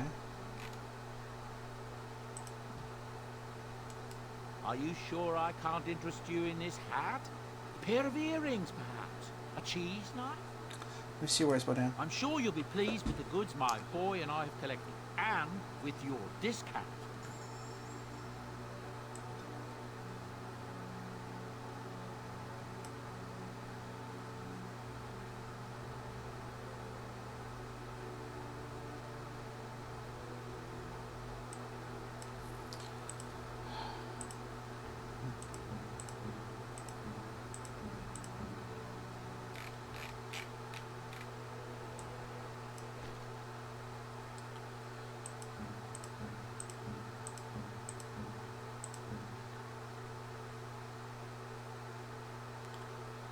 I wonder. 64.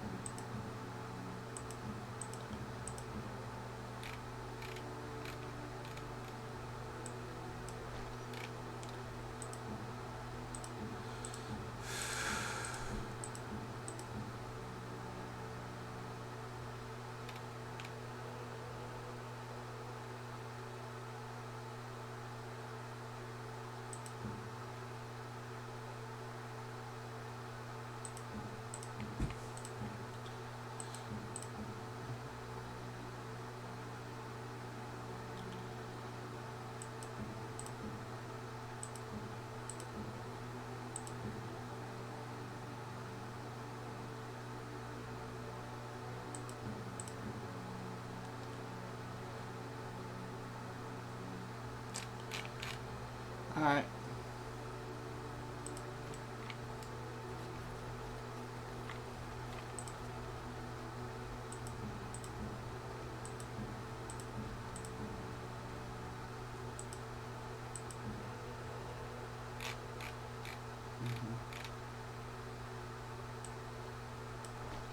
Okay.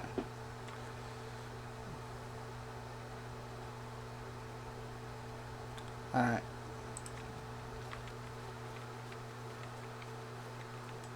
If there's anything I can do for you, please tell me.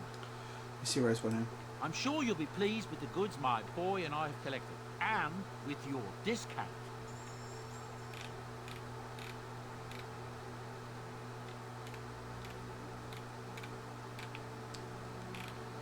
Yeah. First off,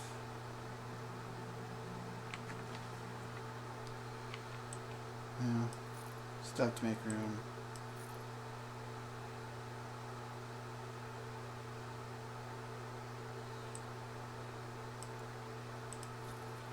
So,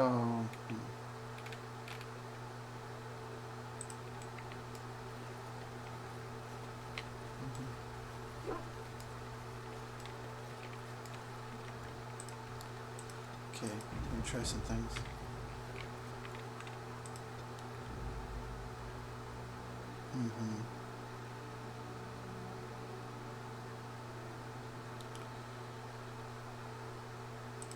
Yes. Indeed. Yes.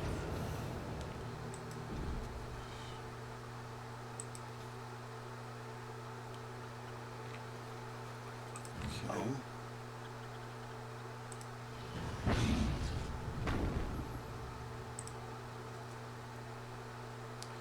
Yeah.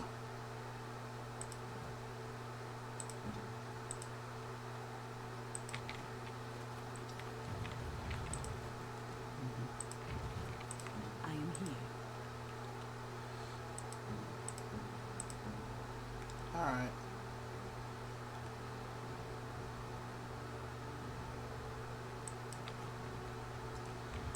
Wait. Yeah. Okay.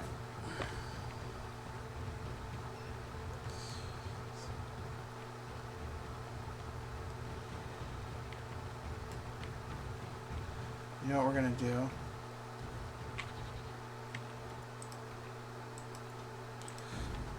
Okay.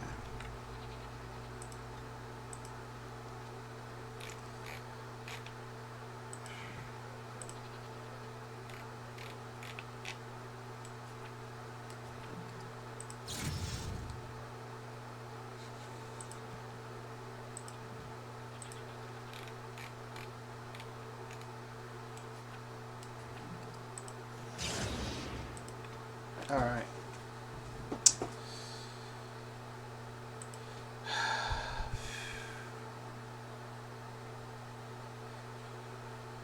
If those two go for that,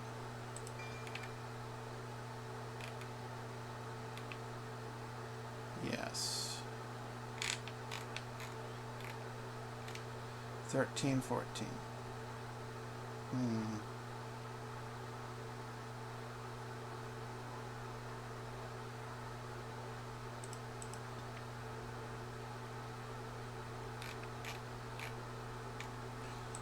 Stun.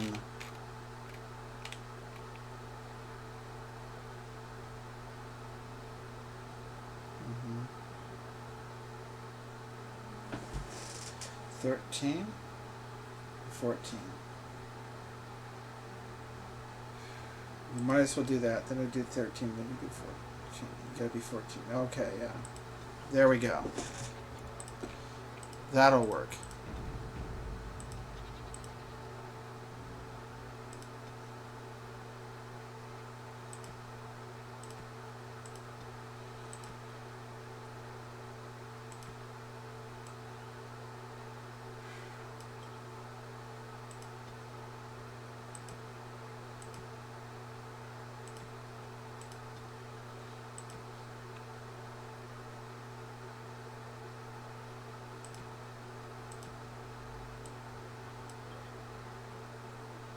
Yeah, let's take that one out of the picture.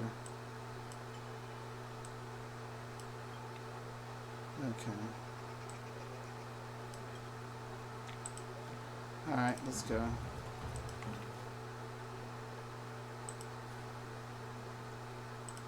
Oh.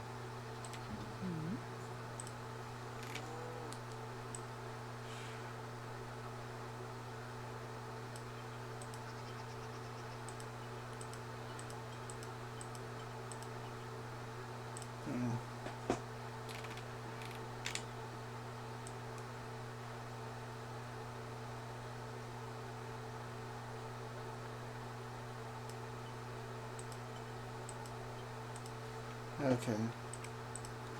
Another thing. Yeah, that's the order you want to do it in. Yep.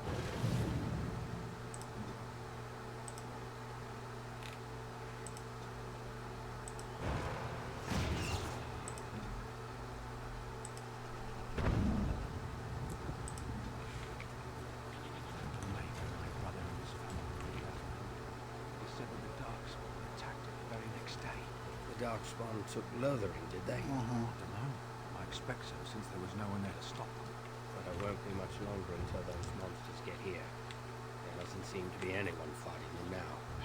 I knew they had to get out of Lowering, but thanks for the vote of confidence and recognition of my efforts.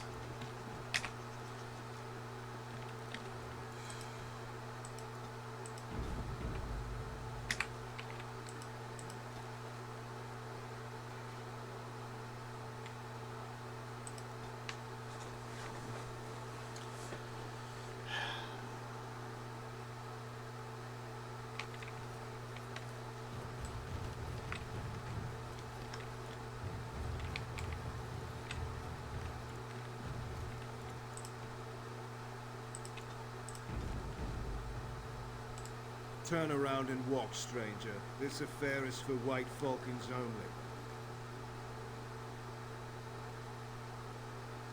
What are the White Falcons? We're the toughest, meanest, and loudest mercenary band from the Free Marches. If you haven't heard of us yet, you will soon. Now get out. So you're like every other mercenary band from the Free Marches. How special. Even I know that.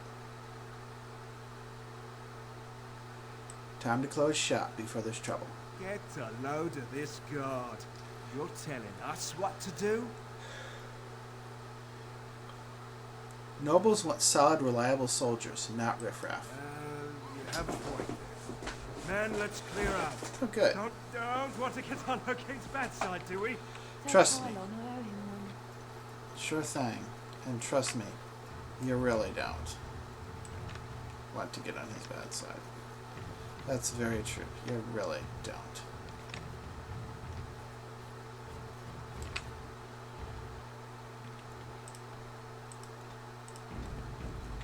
Okay. Let's go back.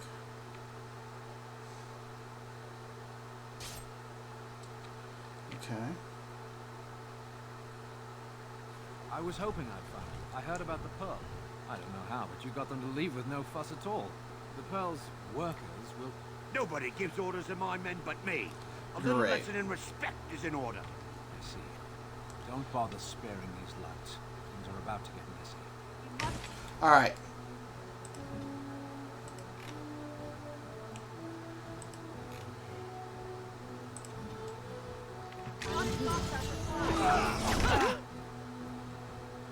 Well, let's get them scared.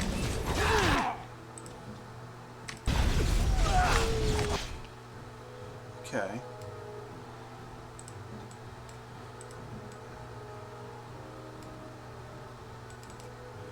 Yeah, punch this guy.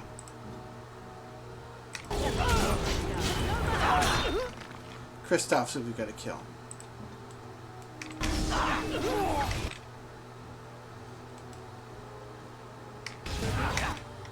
Alright, let's see. City guard, city guard, city guard. Save that city guard.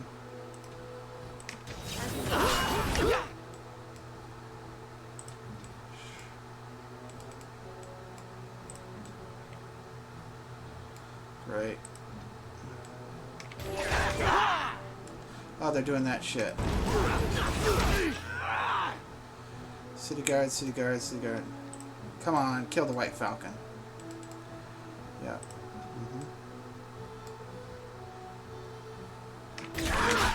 Oh, for God's sakes. Okay.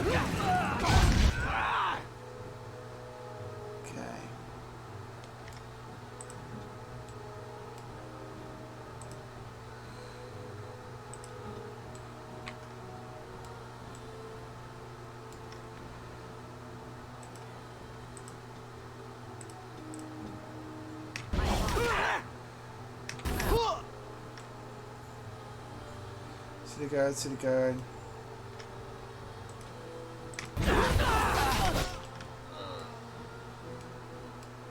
Okay. Okay, good.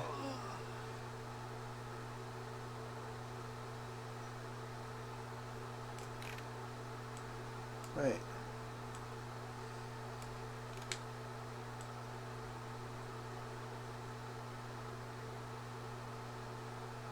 Oh, there it is. Another city guard. He's coming up there to get that guy.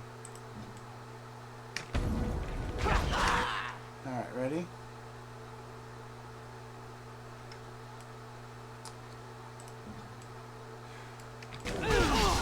Now here's what we're gonna do.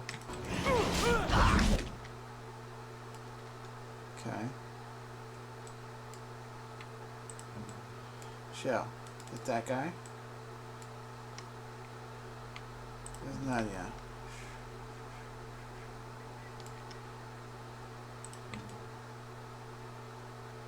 No shell.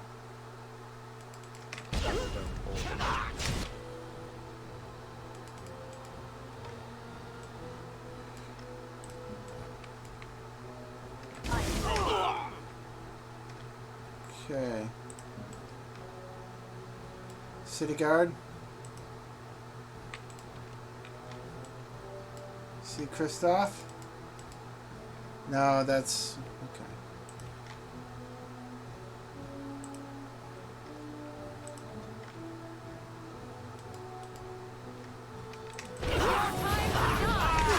Okay.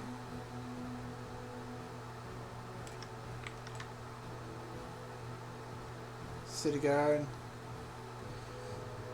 That's city guard.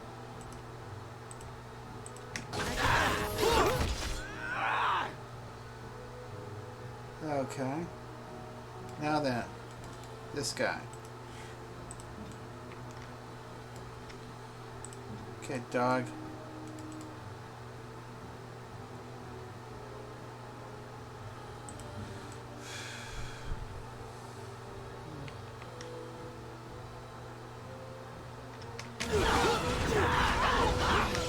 Wait, now they're getting intense.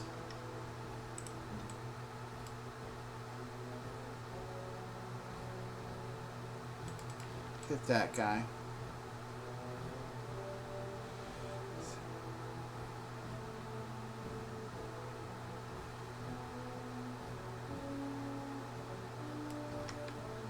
All right.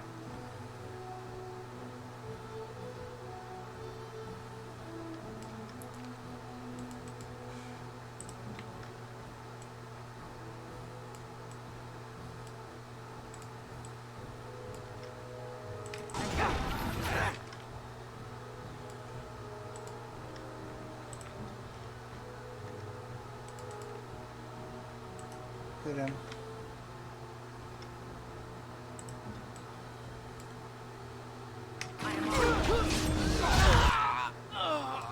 Great. All right.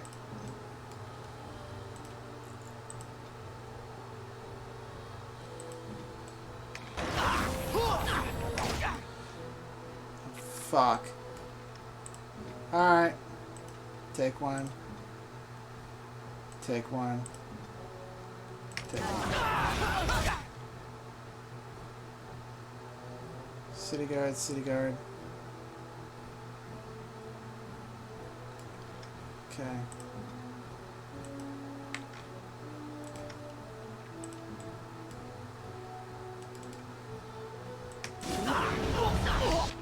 Okay, good job, dog. I'll let Sergeant Kylon take him.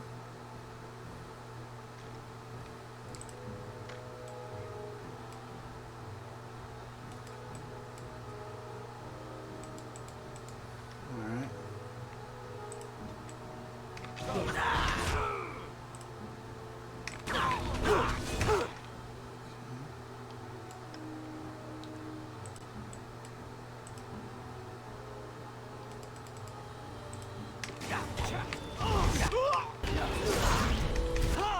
Good.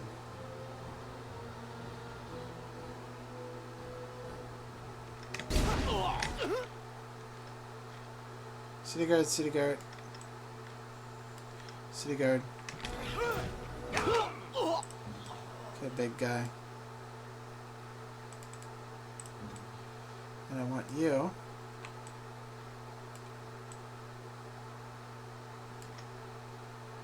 Heal. That's finished.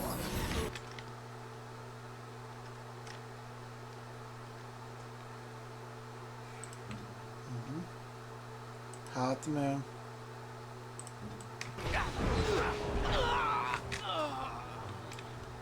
Shall be done. Okay. And people actually voluntarily attack you. Are they just stupid? Here's the payment I promised. I might have more work if you're interested. But I'm heading back to the market district. Back alleys are just too dangerous for me. Okay, thanks. Overall, that went pretty well. It's a good thing that I had both of the mages to do healing. That helped me keep them alive. Probably could have taken it without both the mages. Yeah, I could have, but keeping them alive and then turning them into useful fighters. And I got a new axe called the Iode. Okay. Overall, alright.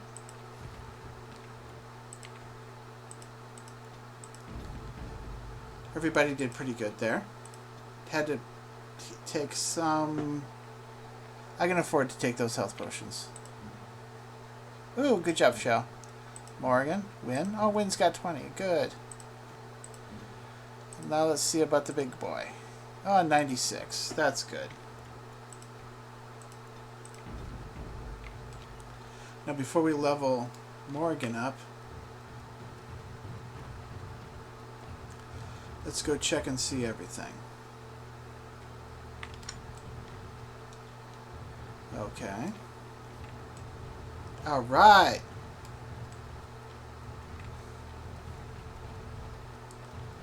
Okay. Okay. Well, I guess we can go. And we can level up, not Wynne, but Morgan. Wynne is right behind Morgan. Right, Wynne is right behind Your Morgan. direction. Okay, good. Let's see.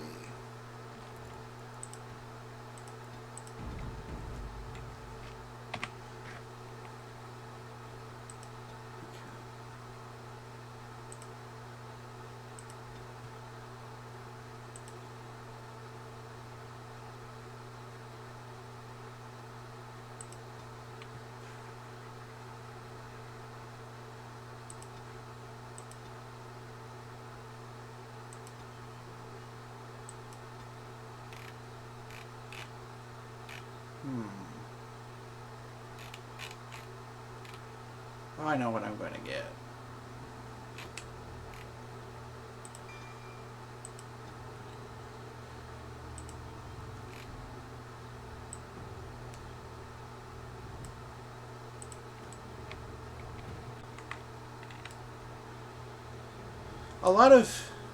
I know that there are a lot of mages that swear by this. I am not so sure.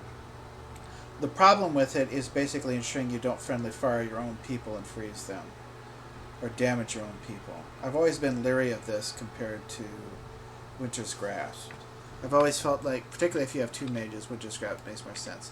Honestly, I'm just doing this as a stepping stone to get Blizzard.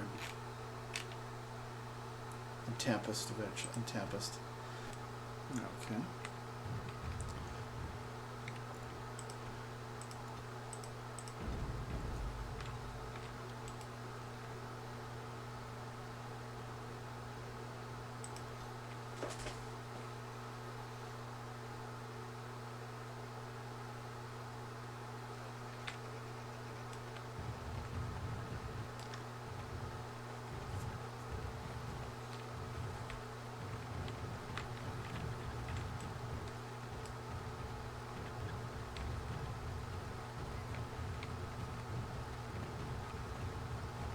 dwarven craft. Fine dwarven craft.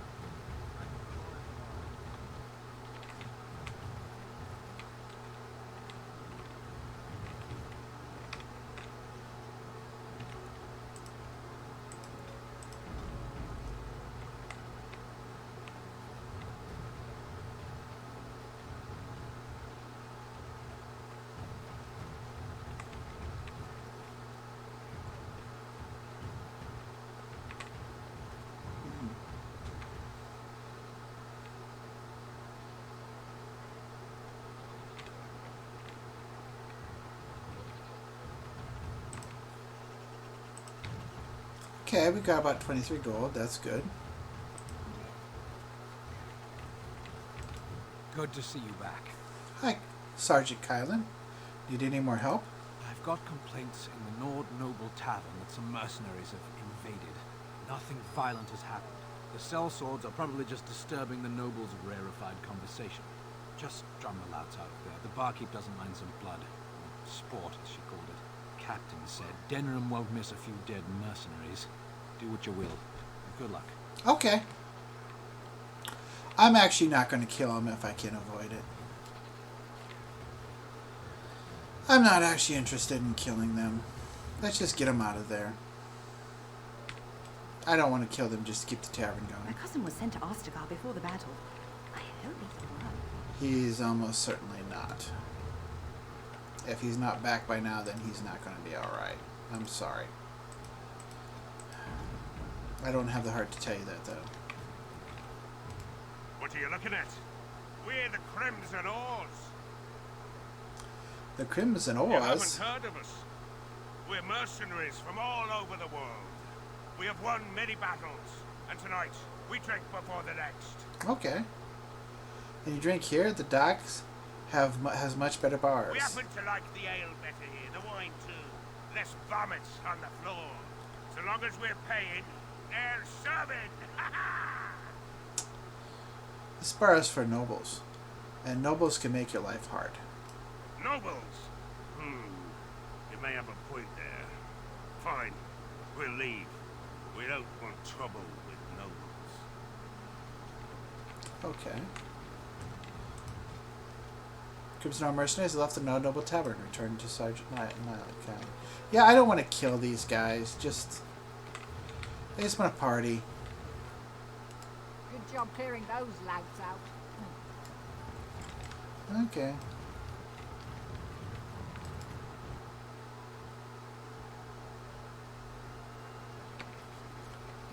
Okay.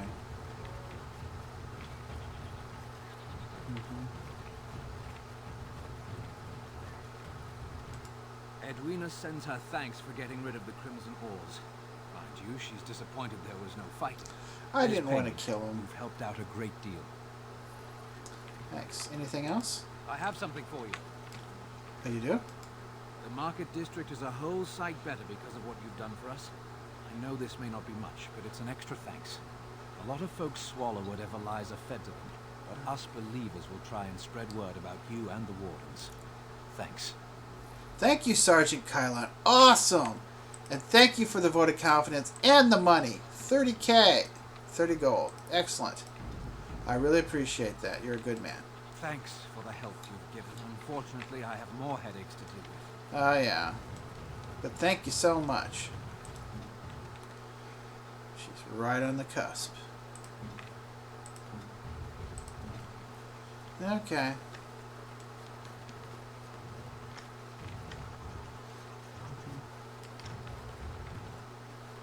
As there is but one world, one life, one... We'll be going there soon. Which is just not immediately right now.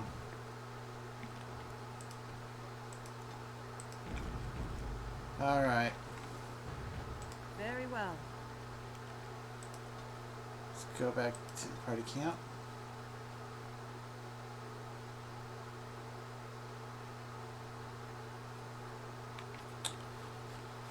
Okay, Leliana, I remember what you told me.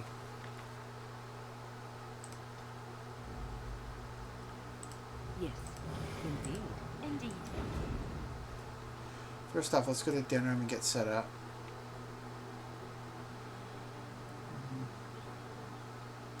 Yes, my friend. Ah, we're more than friends, my love.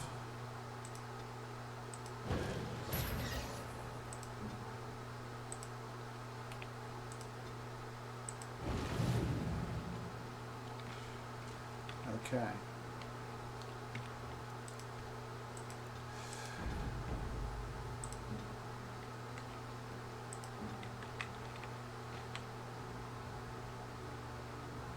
Let's see.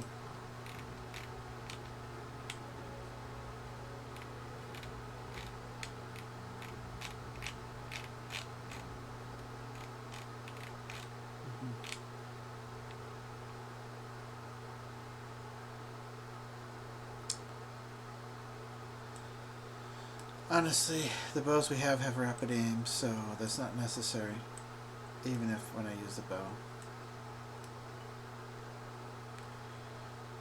Get the freeze bomb on here.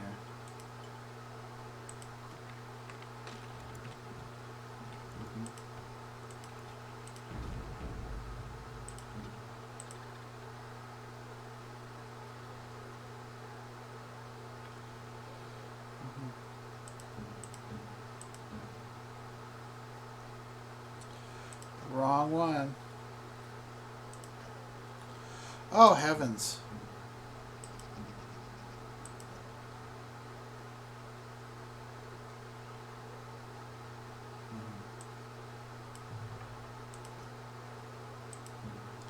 Nah, guess what?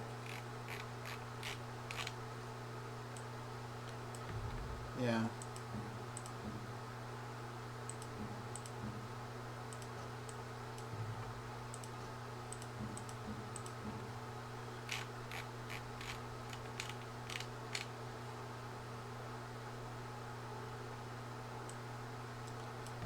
Okay.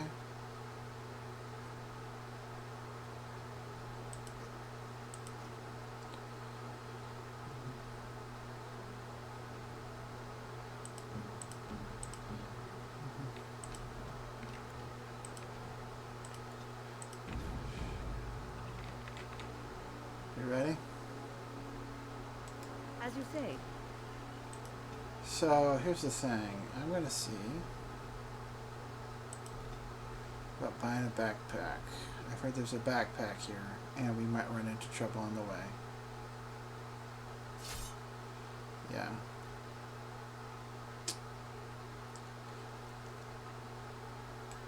Okay, this doesn't look good.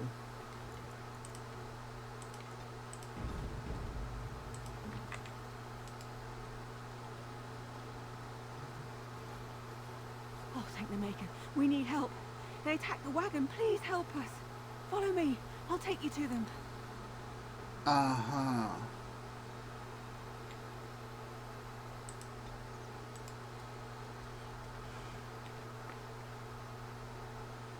I had a bad feeling about this.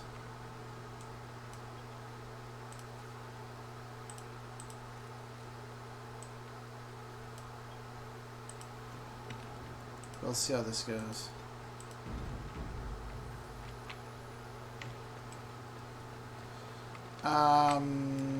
No, this isn't good. This is not good. Trap right ahead.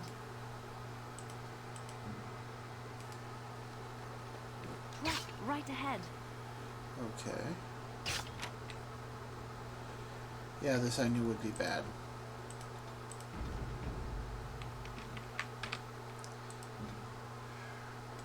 On my way. Oh, great.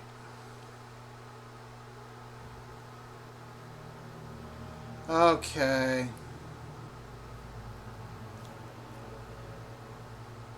Alright, this looks bad. This is not good. The Grey Warden dies here! First thing I want from you. An order. Watch out. Okay, that's the best improvement.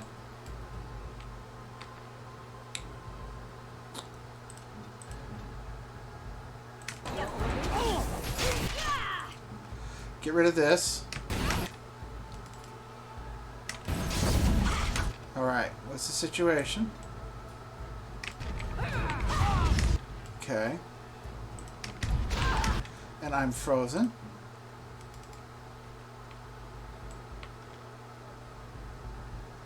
Charming, they got like 5 of them.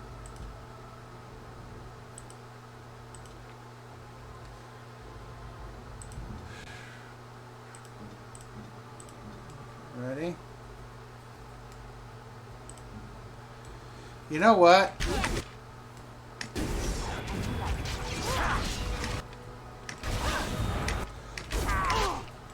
Will we kill this guy or what?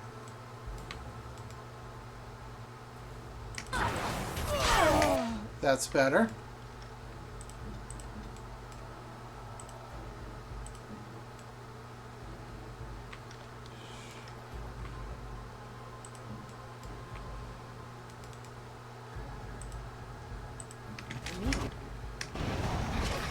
Okay, that's an improvement.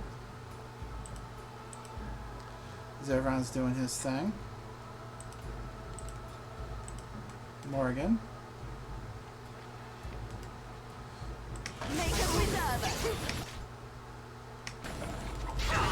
Okay. And I've been frozen this whole time. Alright, here's what we're going to do. Everybody. Come with me. Come with me. Come with me. You. So here's what we're going to do. Leliana. Right ahead.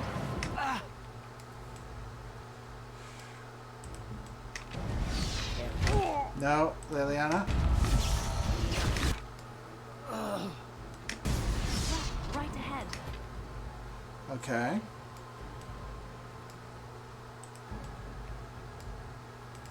Go there. Natia, go there. Betty, Betty, go there. Morgan, go there. And you.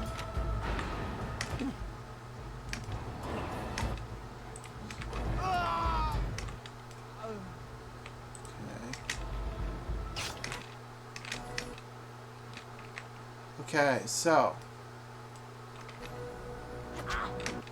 Who's doing this?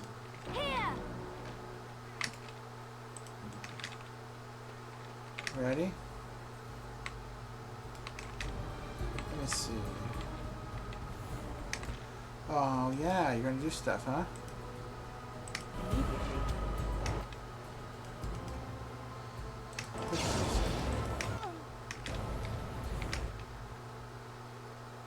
Alright. Oh.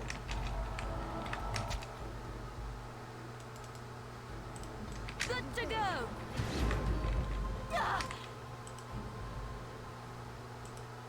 As you say.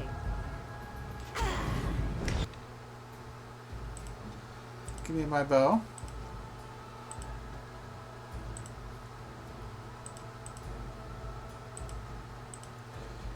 Ranged. Start shooting. You really wish an old woman. Right ahead. Yes. Immediately.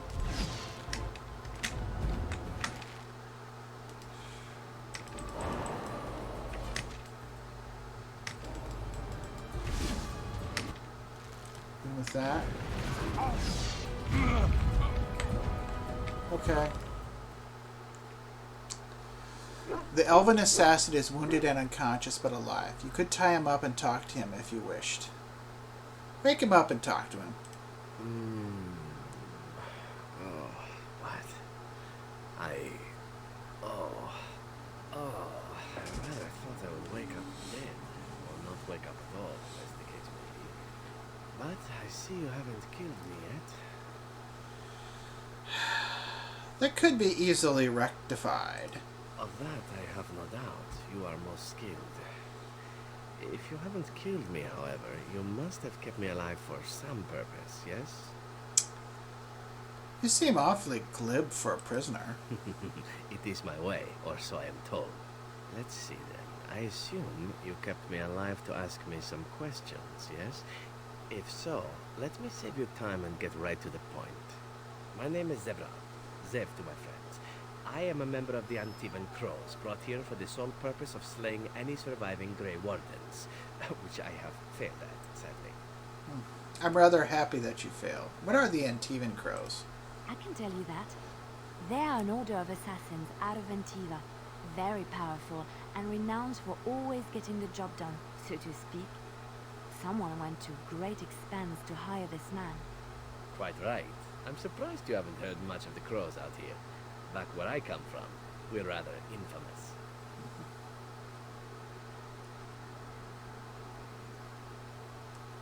Who hired you to kill us? A rather taciturn fellow in the capital.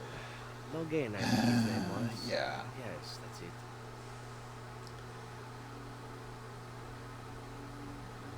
How much were you paid? I wasn't paid anything. The Crows, however, were paid quite handsomely, or so I understand. Which does make me about as poor as a chantry mouse, come to think of it. Being an Antivan Crow isn't for the ambitious, to be perfectly honest. I could but imagine. When were you to see him next? I wasn't. If I had succeeded, I would have returned home and the Crows would have informed your Logain of the results, if he didn't already know. If I had failed, I would be dead, or I should be, at least as far as the Crows are concerned. No need to see Logain then. If you had failed? What can I say, huh? I am an eternal optimist. Although the chances of succeeding at this point seem a bit slim, don't they? Yeah. No, I don't suppose you'd find that funny, would you? No, I wouldn't. Does that mean you're loyal to Logain? I have no idea what his issues are with you. The usual, I imagine. You threaten his power, yes? Beyond that, no, I am not loyal to him. I was contracted to perform a service. Mm-hmm. And now that you've failed that service? Oh, well, that's between Logain and the Crows, and between the Crows and myself. Why, between you and me? Isn't that what we're establishing now? Yeah, that was dumb of me to say. Why are you telling me all this? Why not? I wasn't paid for silence. Not that I offered it, for say, precisely. Aren't you at least loyal to your employers? I'm sure you're not. Loyalty is an interesting concept. If you wish, and you're done interrogating me, we can discuss it further. I'm listening. Make it quick. Well, here's the thing. I failed to kill you, so my life is forfeit. That's how it works. If you don't kill me, the Crows will. Thing is, I like living. And you obviously are the sort to give the Crows pause. So, let me serve you instead.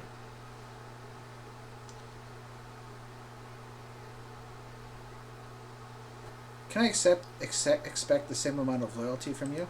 I happen to be a very loyal person. Up until the point where someone expects me to die for failing. Fair enough. That's not a fault, really, is it? I mean, unless you're the sort who would do the same thing, in which case I don't come very well recommended, I suppose. And what's to stop you from finishing the job later? To be completely honest, I was never given much of a choice regarding joining the Crows. They bought me on the slave market when I was a child. I think I paid my worth back to them plus tenfold. The only way out, however, is to sign up with someone they can't touch. Even if I did kill you now, they might just kill me on principle for failing the first time. Honestly, I'd rather take my chances with you. Won't they come after you?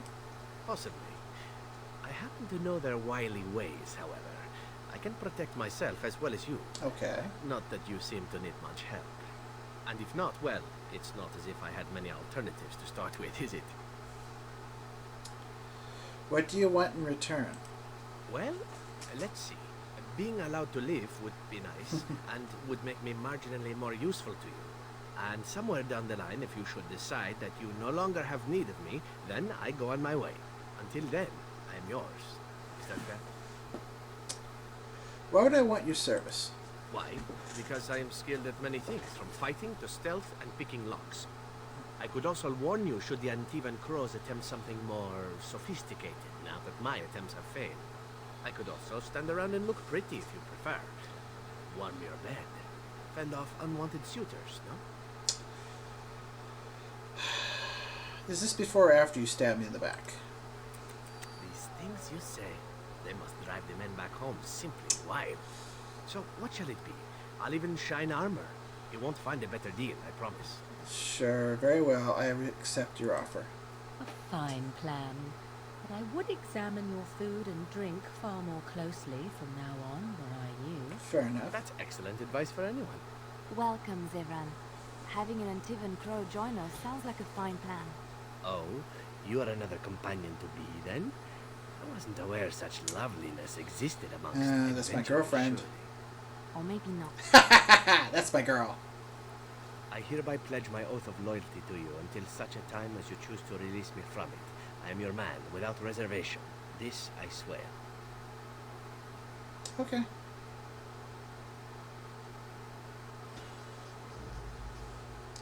Accept.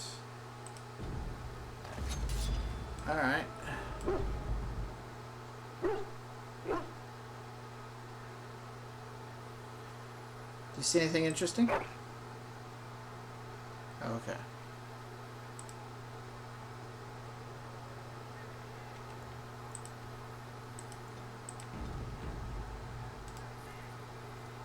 I shall do so. Okay. Immediately.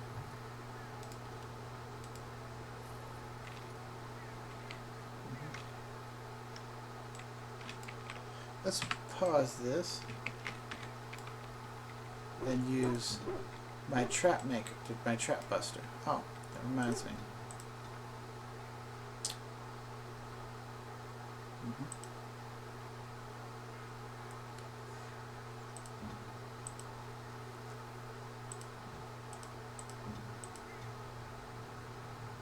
Okay. All right.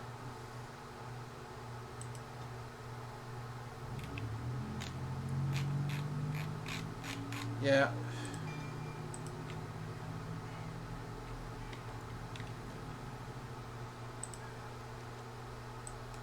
If necessary, I've got it.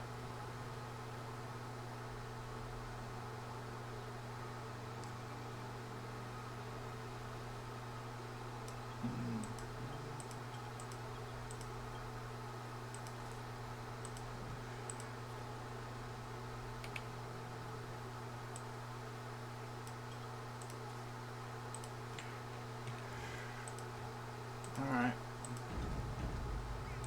Tell me. Okay.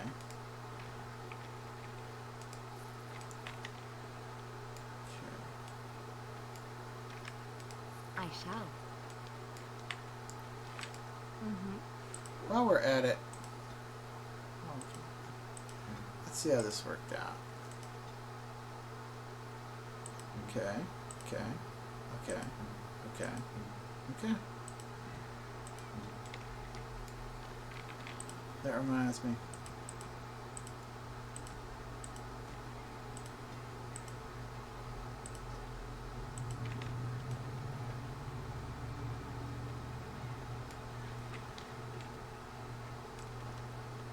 See if we can get some more traps.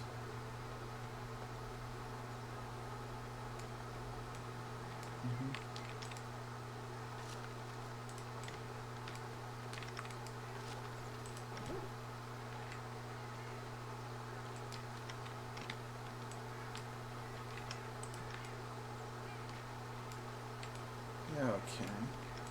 On my way.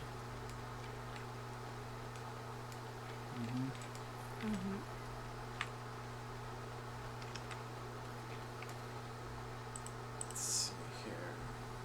Alright. I wonder. Let me see.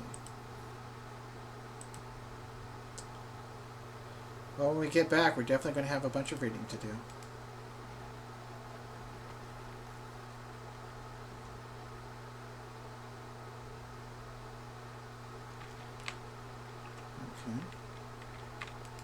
You really killed all those abominations? I didn't think it was possible. I thought we'd all die here. I'm sure you need supplies after that, don't you? Alright, let's trade.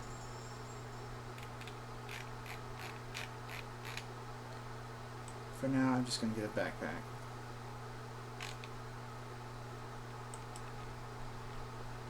Now I'm going to go to camp.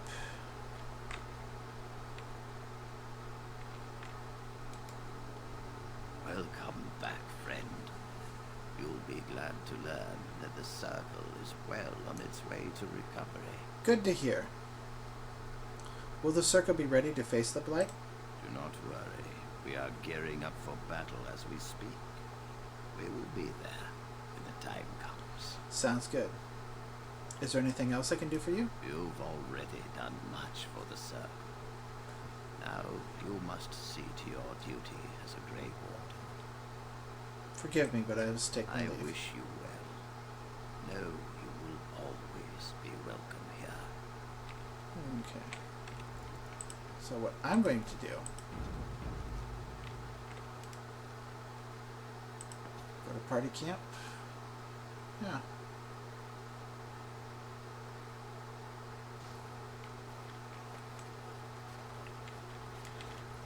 Hey, Leliana. I'll talk to you soon, Zevran, but I want to read some stories with Leliana.